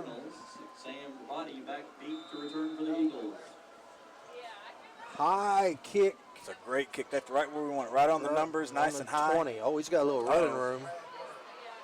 We're going to go all the way across the field, and Walker Davis is going to tackle him at the 46, 47-yard line. That was a great kick by John Stevens there. Got it right on the 20-yard line, right on the numbers. That's exactly where we want. It's nice and high. We just didn't get down quick enough and seal that off. Everything needs to be pushed towards the sideline there, and he pushes that to the middle of the field where all we got is a safety, and that hurt us. We got to get down there and cut that off.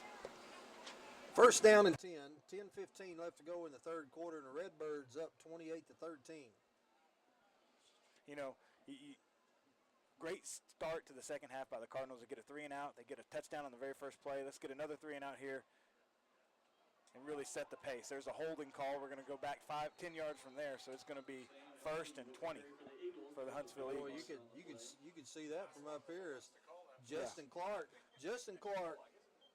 had the play.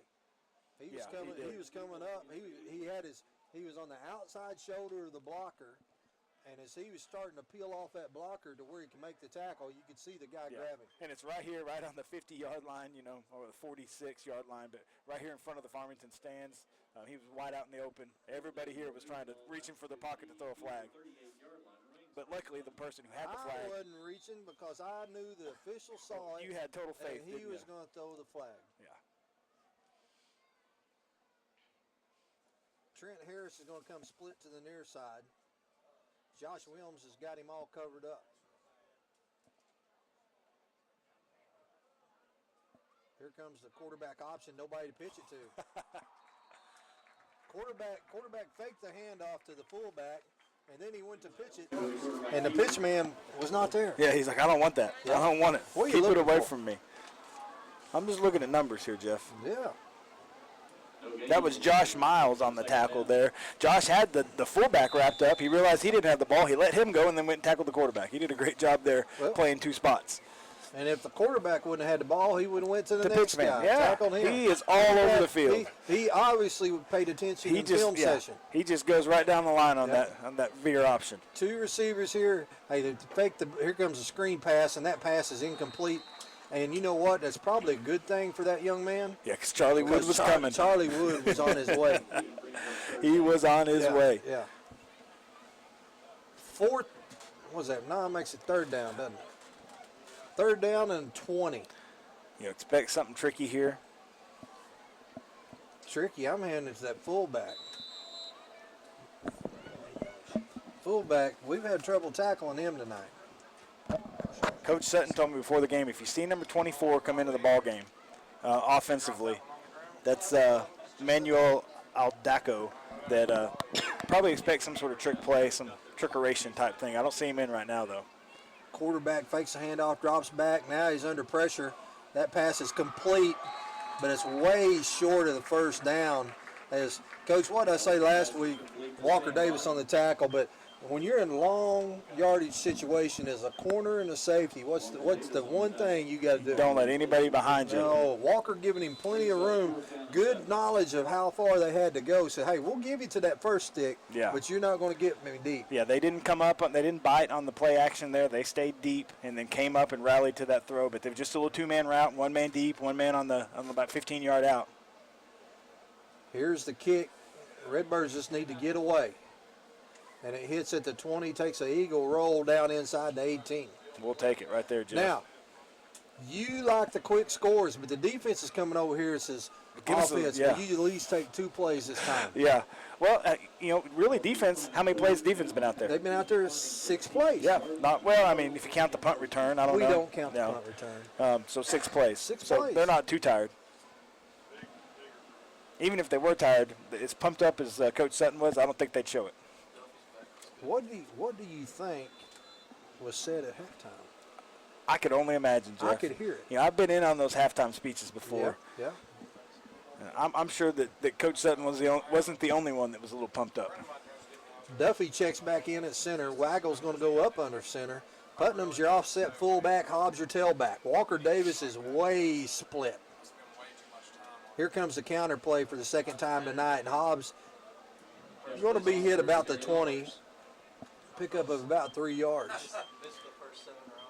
On that play, Blake Putnam was kind of kicked out there, and if he just would have turned up and sealed off the inside linebacker instead of trying to kick out, I think we may have broke that for quite a bit. But we had 2 people that were blocking out and nobody blocking in. You're supposed to have 2 pullers, one of them blocks out, one of them blocks in on that play. Second down and 8. Waggle's going to go up under center. Putnam right behind him at fullback. Hobbs right off his rear end. Waggle drops back.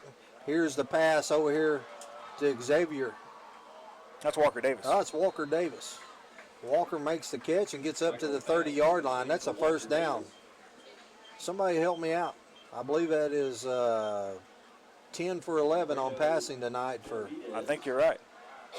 The ball hasn't hit the ground. No. Because that one we missed, they caught it. Why do you keep bringing that up? I'm just saying, it's impressive. No, the ball hadn't hit the ground. Throwing it to somebody every play.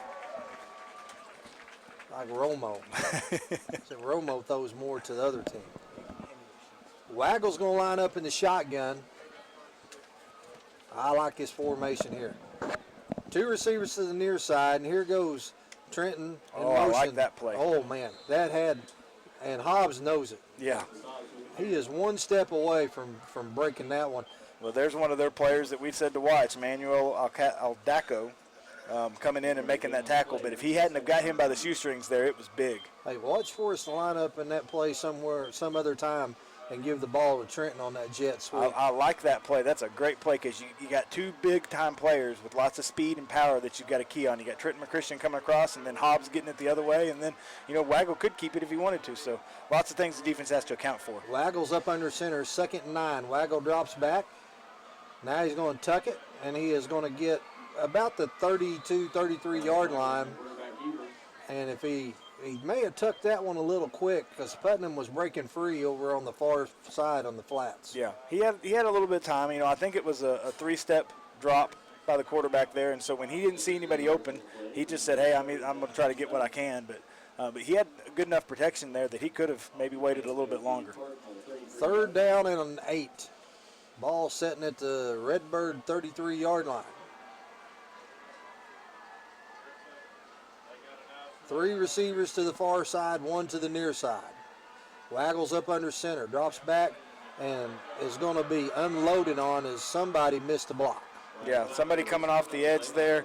I think there was some confusion on the blocking. Maybe we can see a replay here and see what it looks like. Let me tell you, we played 6.5 quarters of football, and that's the first time Waggle's been touched. Let's see this here.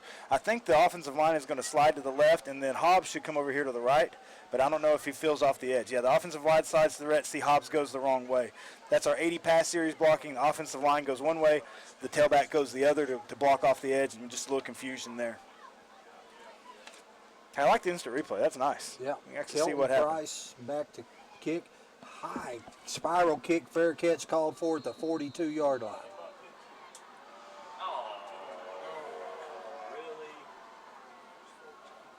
Marker on the play. Jeff, what's frustrating about that is the official who had the better view of it over on this side doesn't throw it. Well, let's see if it's going to be the big one or the small one. Hopefully just running into. Is there such a thing as just running into on that? I don't know. I think we should just wave it off. Inadvertent whistle. Kick again. We'll give him the ball right there. Personal foul. Come on. Personal foul called against the Cardinals. Here, let's see what it looked like. It wasn't that much. He's got his momentum, and he tries to kind of move out of the way. Well, he catches it and steps forward. Yeah. Oh, it's only a 5-yard penalty. That don't make no sense either. His personal foul should be 15. Eagles in the shotgun. Quarterback keeper. Got a little running room. And there's Charlie Wood. It's a great tackle by Charlie Wood. Great job of coming up. He shucks the block, comes up and makes the tackle. That looked pretty. Coach Scribner out on about the numbers, talking to the official over here on this side. He can get a fight. I listened to the headsets last night in junior high, and Coach Scribner is the defensive coordinator. Yep. You think he'd get fired up when he's defensive coordinator? He doesn't. He's calm and collective. Well, why does he get fired up now? Because he can. I like it. I like it. You got to be calm when you're the head guy making the calls. But when you're over here on the sideline and you're coaching a position, you can get a little fired up. 2nd down and 7. The ball just inside Eagle territory. Here comes the quarterback option. Oh, he kept it, Jeff. I didn't see. I thought he gave it too. And there's Walker Davis with the tackle. That was just a great play by Huntsville. He rode the quarterback. He rode the fullback for a long time, had it in his belly, and I thought for sure that he'd given that ball and that we were going to get him for about a 2-yard gain, but he pulled it and was able to pick up the first down. 28-13 Redbirds, 4:10 left to go in the 3rd quarter. Eagles at the Cardinal 42-yard line. Here comes the jet sweep. That's a great job. Stephen Paya. It's a great job by Stephen Paya coming off his block. He had his shoulders turned, but you don't want to get your shoulders turned because it's hard to make a turn like that. He almost had to turn all the way around to make the tackle. He looked like Braxton Miller. But even though he was in bad position, he was able to make the spin there and come out and make the tackle for a loss. Why you say he was in bad position? He tackled him for a 3-yard loss. He did. I'm just saying You're was not. You're a typical coach, man. You're never happy about nothing. You want to practice for perfection, Jeff. He tackled him for a 3-yard loss. Hey, I've seen Marshall Ward, coaching volleyball, and I just take cues from him because he practices for perfection. Does that mean you're going to get a red card? I hope so. Quarterback tucks it as he's forced out of the pocket, and there's Stephen Paya again, along with Charlie Woods. If you're a volleyball coach and you don't get at least one red card every couple games, then you're not trying hard enough. That's my opinion. I agree with that. I'm kind of upset. We haven't had any flags, no sideline warnings. I need to get on the football coaches. I don't think we're trying hard enough. No. You got to push the limits. That's right. That's why I've always said that speed limit signs are recommendations. That's correct. Recommendations until there's a police officer That's nearby. Right. Yeah, and if it's Officer Parrish, you speed up. Yep. Quarterback's up under center, 3rd and 8. Here comes the reverse. Inside reverse. Little confusion there, Jeff. It looked like there was supposed to be a fake up the middle and then the handoff on the wing coming around, but nobody was there to fake it to. Well, I'll tell you what, J.D. Vaughn, who run that ball, J.D. is 5'10", 145, and he's telling the boys right now, I do not like your confusion. Yeah. If you'll see here, he goes to hand it to fake to somebody, and nobody's there to fake it to. I think the fullback went the wrong way. Quarterback drops back on 4th down. Pooch kick. Oh, I don't like those. Those are no fun. And it's going to be fielded at about the 12, 13-yard line. So we'll take one quick break and be right back before the Cardinals score. Attention students, have you found a place to live yet? Don't move into high-rise, high-cost student living. Live somewhere comfortable, affordable, on the bus route, and close to everything you need. It's all at Mad Sky Rentals. 95% of apartments are rented in Fayetteville, so Mad Sky's places are going fast. Call today at 251-9403. 1, 2, and 3 bedrooms available. 251-9403 or online at madskyrentals.com. All right, Cardinal fans, we're back. Waggles up under center. Nick Huff. Here comes the pitch. Trent trying to get the outside, cuts it back inside, and it's going to be hit at about the 17, 18-yard line. It's going to be a pickup of about 5 yards, maybe 6, maybe 7. Good run there. And Coach Morrison is doing his duty, going and looking at the rule book. Hand it off to the newest sportscaster here at FSPN. Why don't you tell them who you are? Well, this is Josh, Pee Wee football coach extraordinaire. That's about all the experience I have here. Well, you're overqualified. That's right. Yeah, you're way overqualified for this gig, but Huff, Waggle going to get rid of it. Gets Huff. He's caught at the 28. Up to the 30-yard line, right around the 30. I tell you what, Huff has been hands tonight. He has. He's been money. He's been on it all day. Nice size, good target. Penalty marker on the play. Let's see what the call is. It's all the way over on the far side on Huntsville sideline. 2nd down and 5.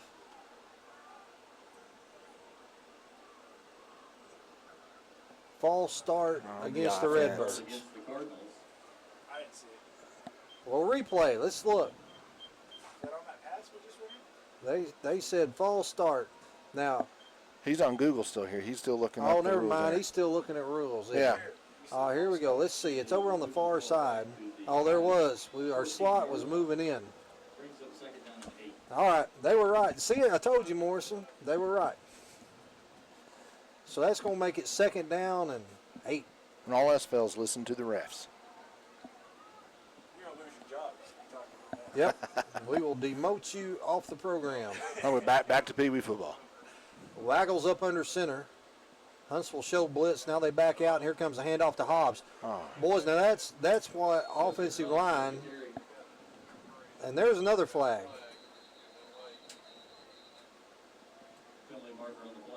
That was thrown by the referee. He went ahead and moved his offensive lineman up a few yards to make another block for him. That is against Huntsville.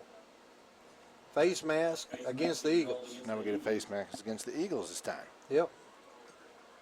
5-yard penalty. So we're right back to where we started with 37 seconds left to go here in the 3rd quarter.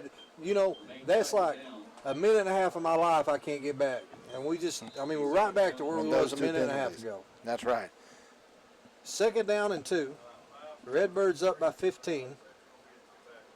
Trying to go to 2-0 before we travel to Van Buren next week. It'll be a nice little confidence builder, get the 2 wins, getting into Van Buren next week. Redbirds hustle to the line of scrimmage. There's that hit. Waggle barely gets the play off before the clock expires. So bootleg. He's going to have to tuck it and run. They were just covered up. He didn't see anything open to go to.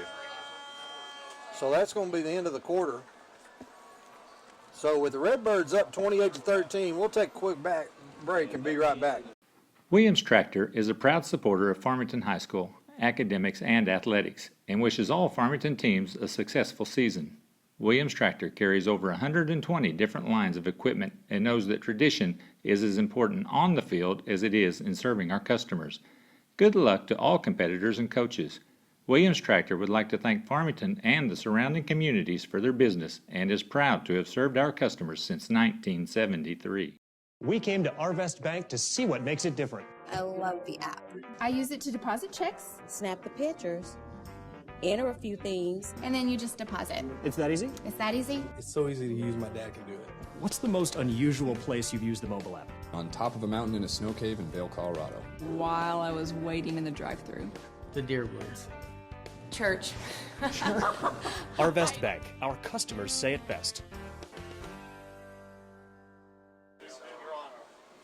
All right, Cardinal fans, we're back. We got any scores or stats or anything? We're working on stats. Should be coming here any minute now. Yeah.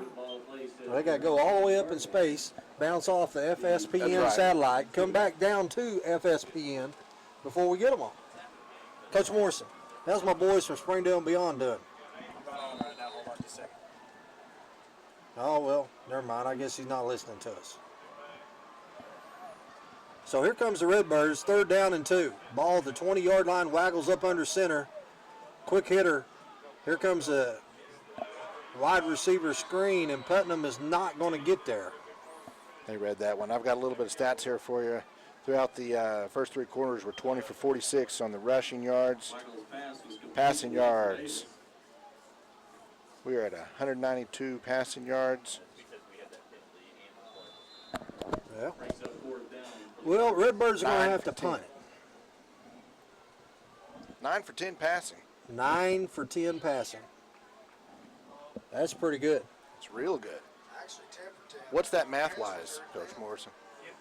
No idea. 90%. Kelton is in to punt. High snap. He gets it. Takes his time. A low kick. It should take a Cardinal roll, and it does. Hits at the 49 of Farmington.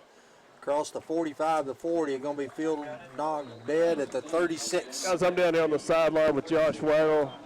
Going in the 4th quarter here, Josh, it looks like we've started to assert ourselves, starting to put our will on them. What do you anticipate here in the 4th quarter? I'll tell you the problem is these guys came out here, the Cardinals did, thinking this was going to be a stroll at Dogwood or Dog Patch. Little Abner out there could tell you all about it, Jeff Oxford. But these guys here in the 4th quarter, they know they're in for a dog fight. Take care of the ball, keep getting first downs, and win this game. 10-4, I love the dog patch, little SDC on them. Back up to you guys live. Well, Waggle trying to be a funny guy. Little dog patch. He went there. Yeah, you know, I never liked Waggle. Waggle went to school at Perry Grove, and at times he acts straight running Perry Grove. He came back here to Farmington just to give you grief. Yeah, I know it. I don't like him. I didn't like Waggle because he was a Prairie Grove guy. I don't like him. I like him a whole lot more right now. I don't. No, I'm joking. I like Josh Waggle. He's a great guy. Yeah, I like him even more now. Well, the fullback picked up a bunch of yards the first time. Not a whole lot there, Jeff. No, Charlie Wood says that's enough of that. Yeah. He came up strong and stuffed him right in the hole. Here it is right here. Yeah. Great tackle by Charlie Wood. He comes in low, doesn't let him get any forward lean. That's one thing happened in junior high last night is we make contact at the line of scrimmage, but they'd fall forward for 2 or 3 yards. But when you hit them low and you wrap up, it's not going to happen. Come with that momentum and just don't give up. Jake Oskey in at linebacker along with Charlie Wood. Here comes the quarter. Oh, there you go. Now that's a safety. That is. Huh? Now you tell me that dude didn't pay attention in film session. Yeah, that was a great job there. That's Skylar Montez. He's had a great ball game tonight. He's blocked the kick, had some good big hits. There he is right there with the big hit coming up strong as a safety. He laid the hammer down. That's the 3rd big hit we've seen from him tonight. Skylar Montez along with Caleb Williams. Let's see it one more time. I like it. Run it again. He says, hello. Oh, there you go. 2 sophomores right there. 3rd down and 10 and a half. Timeout there by Huntsville, I think. You're once again, Coach Morrison, you are all over it. Timeout Eagles with the Redbirds up 28-13. I may miss every play. I may not know anything about football, but I know when they call timeout. All right, then. We're going to take a break because I got to go talk to Josh Waggle. Okay. In Arkansas, over 600 cars a day illegally pass a school bus, putting lives at risk. So Everett is joining with area schools to promote the Flashing Red Kids Ahead school bus safety program. Always stop when you see the flashing red lights of a school bus. Children's lives depend on it. And report drivers to the police if they don't stop. School bus safety is everyone's responsibility. Remember, flashing red, kids ahead. Attention students, have you found a place to live yet? Don't move into high-rise, high-cost student living. Live somewhere comfortable, affordable, on the bus route, and close to everything you need. It's all at Mad Sky Rentals. 95% of apartments are rented in Fayetteville, so Mad Sky's places are going fast. Call today at 251-9403, 1, 2, and 3. All right, Cardinal fans, we're back. 3rd down, 10.5. The Eagles, here comes a jet sweep, fake it, and the quarterback looking for a little running room. He shakes one tackler, but he is not going to shake Charlie Wood. That's a great job by, I think Charlie Wood is the one. Caleb Williams is the one that held him up. Charlie Wood's the one that comes in and delivered to Wood. Well, I think Charlie Wood is the one that was covering the receiver he was wanting to throw to. And then when the quarterback tucked it, Charlie Wood came off the receiver and came up and helped make the tackle. He got the assist. Well, here comes this. I hate this kick. I do too. It's no fun. No chance of return. Hey, look at here. Montez going to try to blitz. He's tired. He got the block. Scoop and score. We could see that coming. Well, that's because you're Jeff Oxford. All right, let's see. So Montez has a blocked field goal, a blocked punt. I'm pretty sure that when their bus gets ready to pull out, he'll block it too. That's right.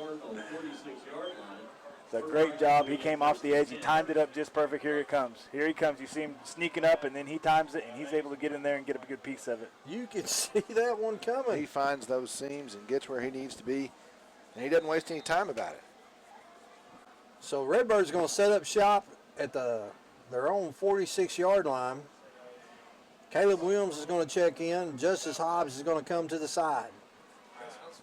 Look for a little running game to go on now. Here comes a sweep to Xavier. Xavier lowers his shoulder, gets across the 50 into Eagle territory down to the 47. There's another sophomore. Another sophomore getting big hits from sophomores tonight. They have been. They've been hitting hard. And, they didn't look like Xavier was running really hard, but he's got those long legs, and he's got some speed to him. He's got deceptive speed. He's like, who was our quarterback for the Razorbacks for so long? Quinn Grovey. I wasn't alive. Joe Ferguson. I remember Joe Ferguson as a coach. Clint Sterner. Matt Jones. Matt Jones is who You telling me he's run like Matt Jones? He's got some big long legs with deceptive speed like Matt Jones. He's got a stride. That's right. Just that trap right up the middle. That's a good play, good blocking. There was a big hole there that Williams was able to hit right up the middle. Well, Caleb just took that up for pick up about 12, 13 yards. Good blocking. I think that was trap. I could be wrong. Nope, it was his lead. There's 5 yards. That was 10 power. yards. He got 15 yards. Got the fullback kicking out and the tailback leading up behind him.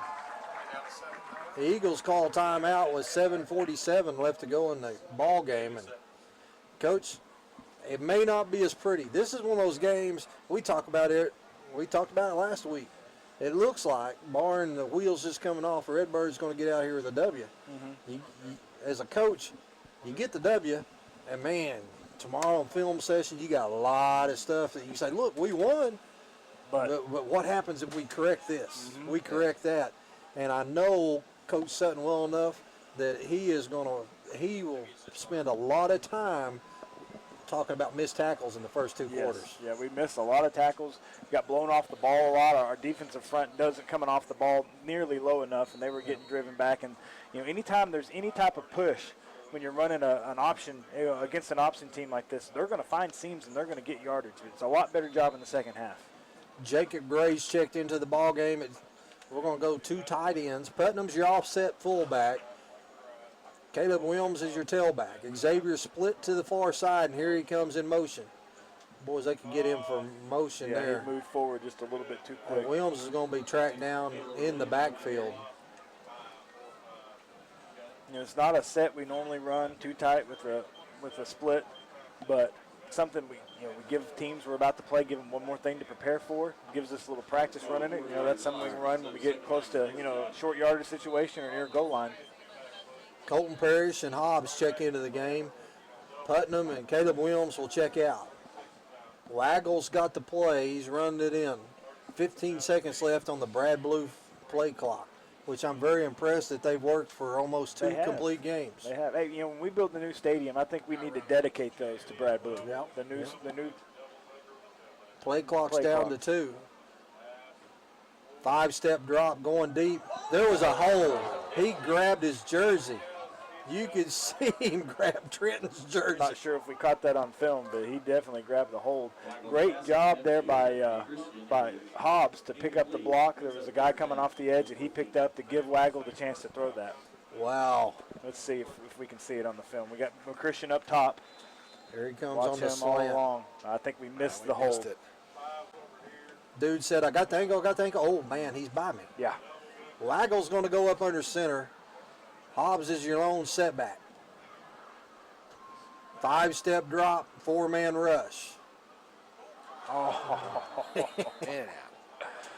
Tried to hit Xavier. Xavier fell down on the cut. Yeah. And by the time he got his foot and looked up, the ball was there. Yeah, he had it. It was a great pass by Waggle. It was right there, but just lost his feet and wasn't able to come up with it. So it's 4th down. Yeah, Redbirds will punt.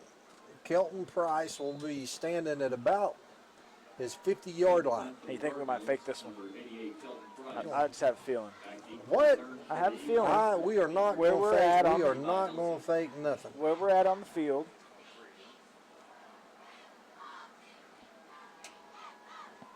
Kelton with the fake punt that turns into a punt. And that's a beautiful punt. Going to go out of bounds right around the 10-yard line, the 9-yard line. Well, so that was a pretty good spot, too, Jeff. 6:38 left to go in the ball game. Redbirds up by 15. I'm pretty sure the ball went out about the 11, but they give us about 2 yards. It was obvious by the angle. Yeah. That it went out at the 9-yard line. You know, I did teach geometry for a little bit, but your angles are way off there, Jeff, because if it goes out, if it hits at the 10, that means it had to go out of bounds earlier. You're not even, this has nothing to do with geography. That's exactly right. You're correct. It has nothing to do with geography. Yeah. You know, that's more of that Common Core stuff y'all keep talking about. Yeah, those straight lines and angles. Yeah. Quarterback keeps it. He got some running room this time. Up across the 20, tries to do the Braxton Miller spin move and gets hammered. Hit the circle button a little too quick. Yep. You know what? I bet Coach Thompson, after Monday night's game, was over in the new arena drawing up plays where you run down to set a screen, spin around. Oh, yeah. And then come back out, spin around. Mm-hmm.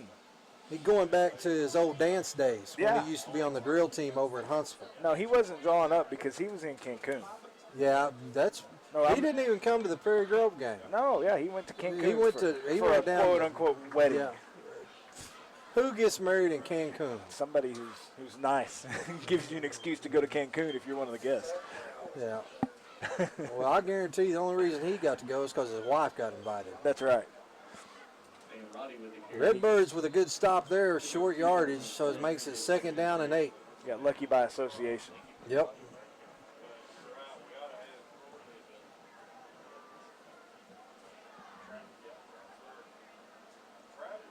Quick hitter. This fullback dude has killed us all night. Yep. Yeah. Going to be brought down at the 39-yard line, but another big pickup. Well, you know, Jeff, we talked about, we showed a graphic at the beginning of the game of players to watch. Yep. You know, we went into I went into the locker room, to the coach's office before the game, and I said, who do we need to watch? And they named them, and they were exactly right. Well, we're watching them. Yeah, we're watching them. 22, 23, 24. That's right. Redbird defense showed blitz, and they had him hemmed up, and the quarterback's going to go the other direction and pick up 5 yards. There's Levi Elsey again, one of those players that we were going to watch. Jaron Evans, the fullback. made the play just before. Huntsville's got a good team. You know, Huntsville's they're going to be in good shape in the 4A this year. Yeah. You know, they play Prairie Grove, I'm pretty sure.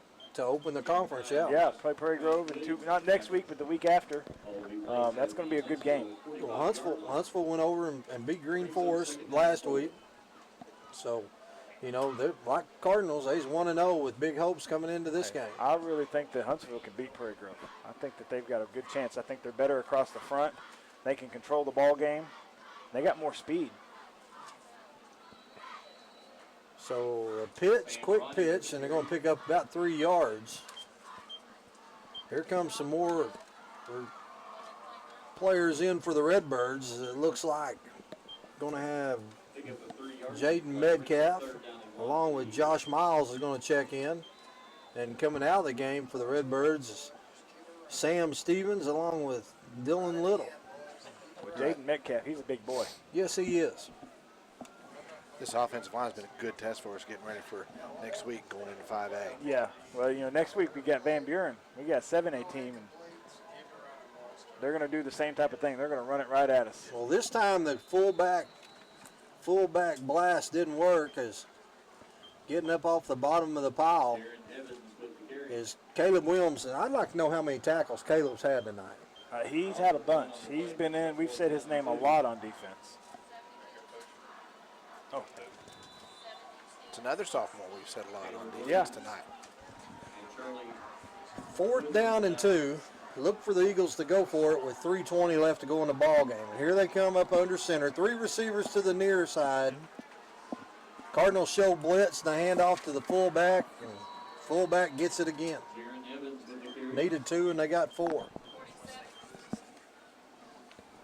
Justin Clark on the tackle.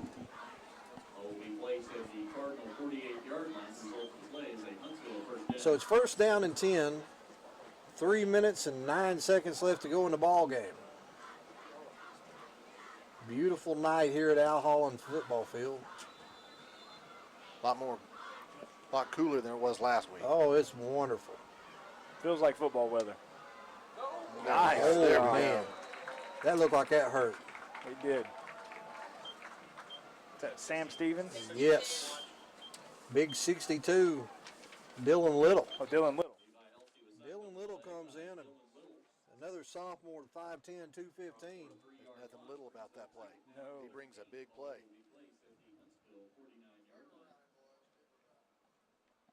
I don't know where our replay official was on that. Our replay operator. See, he showed it and I didn't even see it. See? Yeah. Oh, here he goes. He's going to show it again for us. Just makes a nice little Great play. job Just not right through giving the up. hole. Fakes the pitch. Now he's going to try to hit the fullback out in the flats, and he gets him for about a 7-yard gain, 6-yard gain. Going to make it 3rd down and about 7. Jake Oski in on that play. Nice stop by him. 2 minutes. 2 minutes left to go in the ball game. Redbirds up by 15. The Eagles are going to call timeout. This will be their 3rd and final. So with a $1:55 left to go in the game, we'll take a quick timeout and be right back. Farmington Schools is currently seeking both full-time and substitute bus drivers. If you or someone you know has their commercial driver's license or would like more information on getting theirs, please contact Transportation Director Jim Hendricks at 479-267-6023. That's 479-267-6023. Farmington Schools is a better way to drive. Farmington Schools would like to thank Trinity Rehabilitation and Melinda Day for providing athletic training services that keep our Farmington athletes safe and in the game. Trinity has clinics in Fayetteville, Springdale, and Bella Vista. If you need outpatient physical therapy, please contact Trinity at 521-2232. America's most innovative off-road vehicles are all on sale during the Polaris Factory Authorized Clearance. Get our biggest rebate ever on Razor XP 1000. Save $1,000 on remaining. Here we go, 3rd down and 7. Fake the handoff to the fullback. Quarterback keeps it. And they're going to hold him for a gain of about 2 yards. Going to make it 4th down and a long 4, short 5. Hey, Van Buren, I've got a score on them. And, we're going to Van Buren next week. Right now, it's 6-6 against Poto, Oklahoma. Hey, that was at halftime. Van Buren's still mad from last year. Yeah, we're not going to be able to sneak up on them like we did this year. Fourth down. Last year. Fourth down, here's a big play. Little Rock Christian 27, Whitehall 6. That's who we got after Van Buren is Little Rock Christian. So a tough 2 weeks coming up for the Cardinals. Redbirds are going to go to 2-0. Dadgum, there goes the fullback. And he breaks it for a lot. Inside the 10. And going to be ran out of bounds at about the 2-yard line, 1 yard line. Well, there's a 43-yard rushing for the fullback. Yeah, this is right up the middle, Jeff. It's just the first phase of the veer option here. I'm going to hand it to him, and there's going to be a big gap. You see some push there on the offensive line. And he really wasn't touched much. No. So Huntsville snaps it, and they are saying that he did not get in. Was a ball on the ground? Now they're saying touchdown. Now. Let's get it. Fourth quarter, Siloam Springs 10, Harrison 0. Ozark 14, Clarksville 6. Shiloh Christian 14, Bastrop, Louisiana 22. Alma 17, Springdale 0. Greenwood 31, Southside, Fort Smith Southside 24. Oh, what was that, 31-24? 31-24. Well, that's a great ball game right there.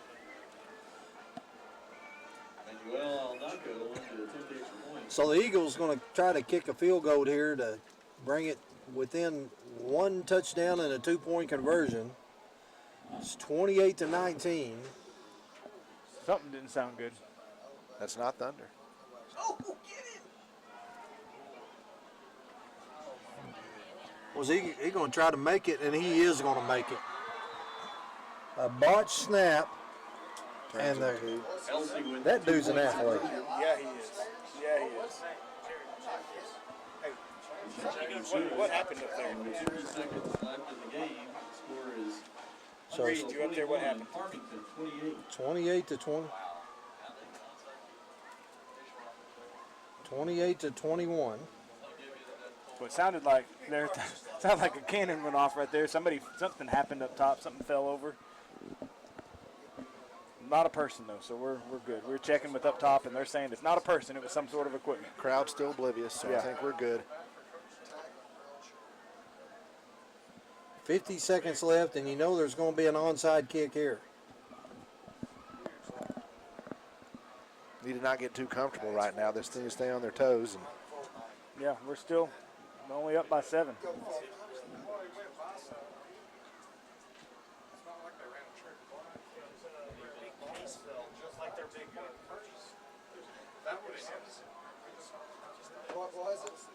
It was their headset case. that Huntsville crowd's getting pumped up. We need to kind of quiet them down. So here we go. Hands team is on. Good thing is they have 0 timeouts left. If we get the ball here, we can kneel it and call it done. And there we go. We got it. We go. Good job, Redbirds. Yeah. Boy. So Blake Putnam there, he came, he was on the protect job. He was trying to protect whoever fielded that, and he laid somebody out. Blake says, don't be coming in here diving on my guys. Yeah. Well, he didn't. He went the opposite direction. Timeout called by Let's see if we can't get a replay of that. Yeah, Redbirds called timeout, so we can bring that play up. And Well, Jeff, we got 3 weeks before we're going to be back here at home. Hopefully we can get some of our technical stuff worked out and we can get some different camera angles by the time we come back. there goes Blake. The guy gets up and says, I don't appreciate that. No. I think we had some pretty good camera angle tonight. The instant replay, I'm sure the people at home are Yeah, really the enjoying that. Instant replay has been nice. We're hoping to get an on-field camera and an end-zone camera. We've got some stuff set up, but we think we figured out that our broadcast we're streaming in 1080p, so we're streaming in high def, and you think that's clogging up our wireless and keeping our wireless cameras from working real well.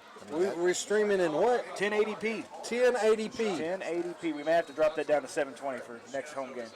Is that like WD-40? Yeah. pretty much. See, I'm technical too, man. The FSPN will be outrunning broadcast for FSN. That's right.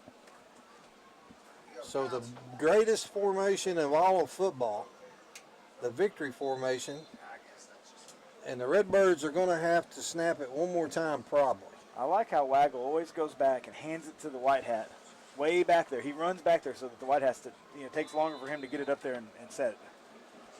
Coach Morrison, the Redbirds are going to move to 2-0. Wasn't the prettiest victory. No, it definitely 28 to 21, but you got a lot of things that you can work on. You talked about how, whether or not we'd come out after that Prairie Grove game and maybe have a letdown, and I could say, I think you're right. I think we did have a little bit of a letdown here. This game should not have been this close.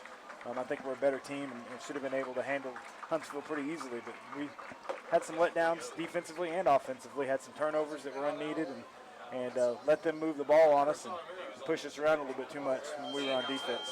Even with all the letdowns, they still came back, fought hard. It's kind of nice to see they come out with the W, even with the setbacks that they had tonight. That shows a lot of promise going into next week. Yeah, that's right. A lot of good things to talk about.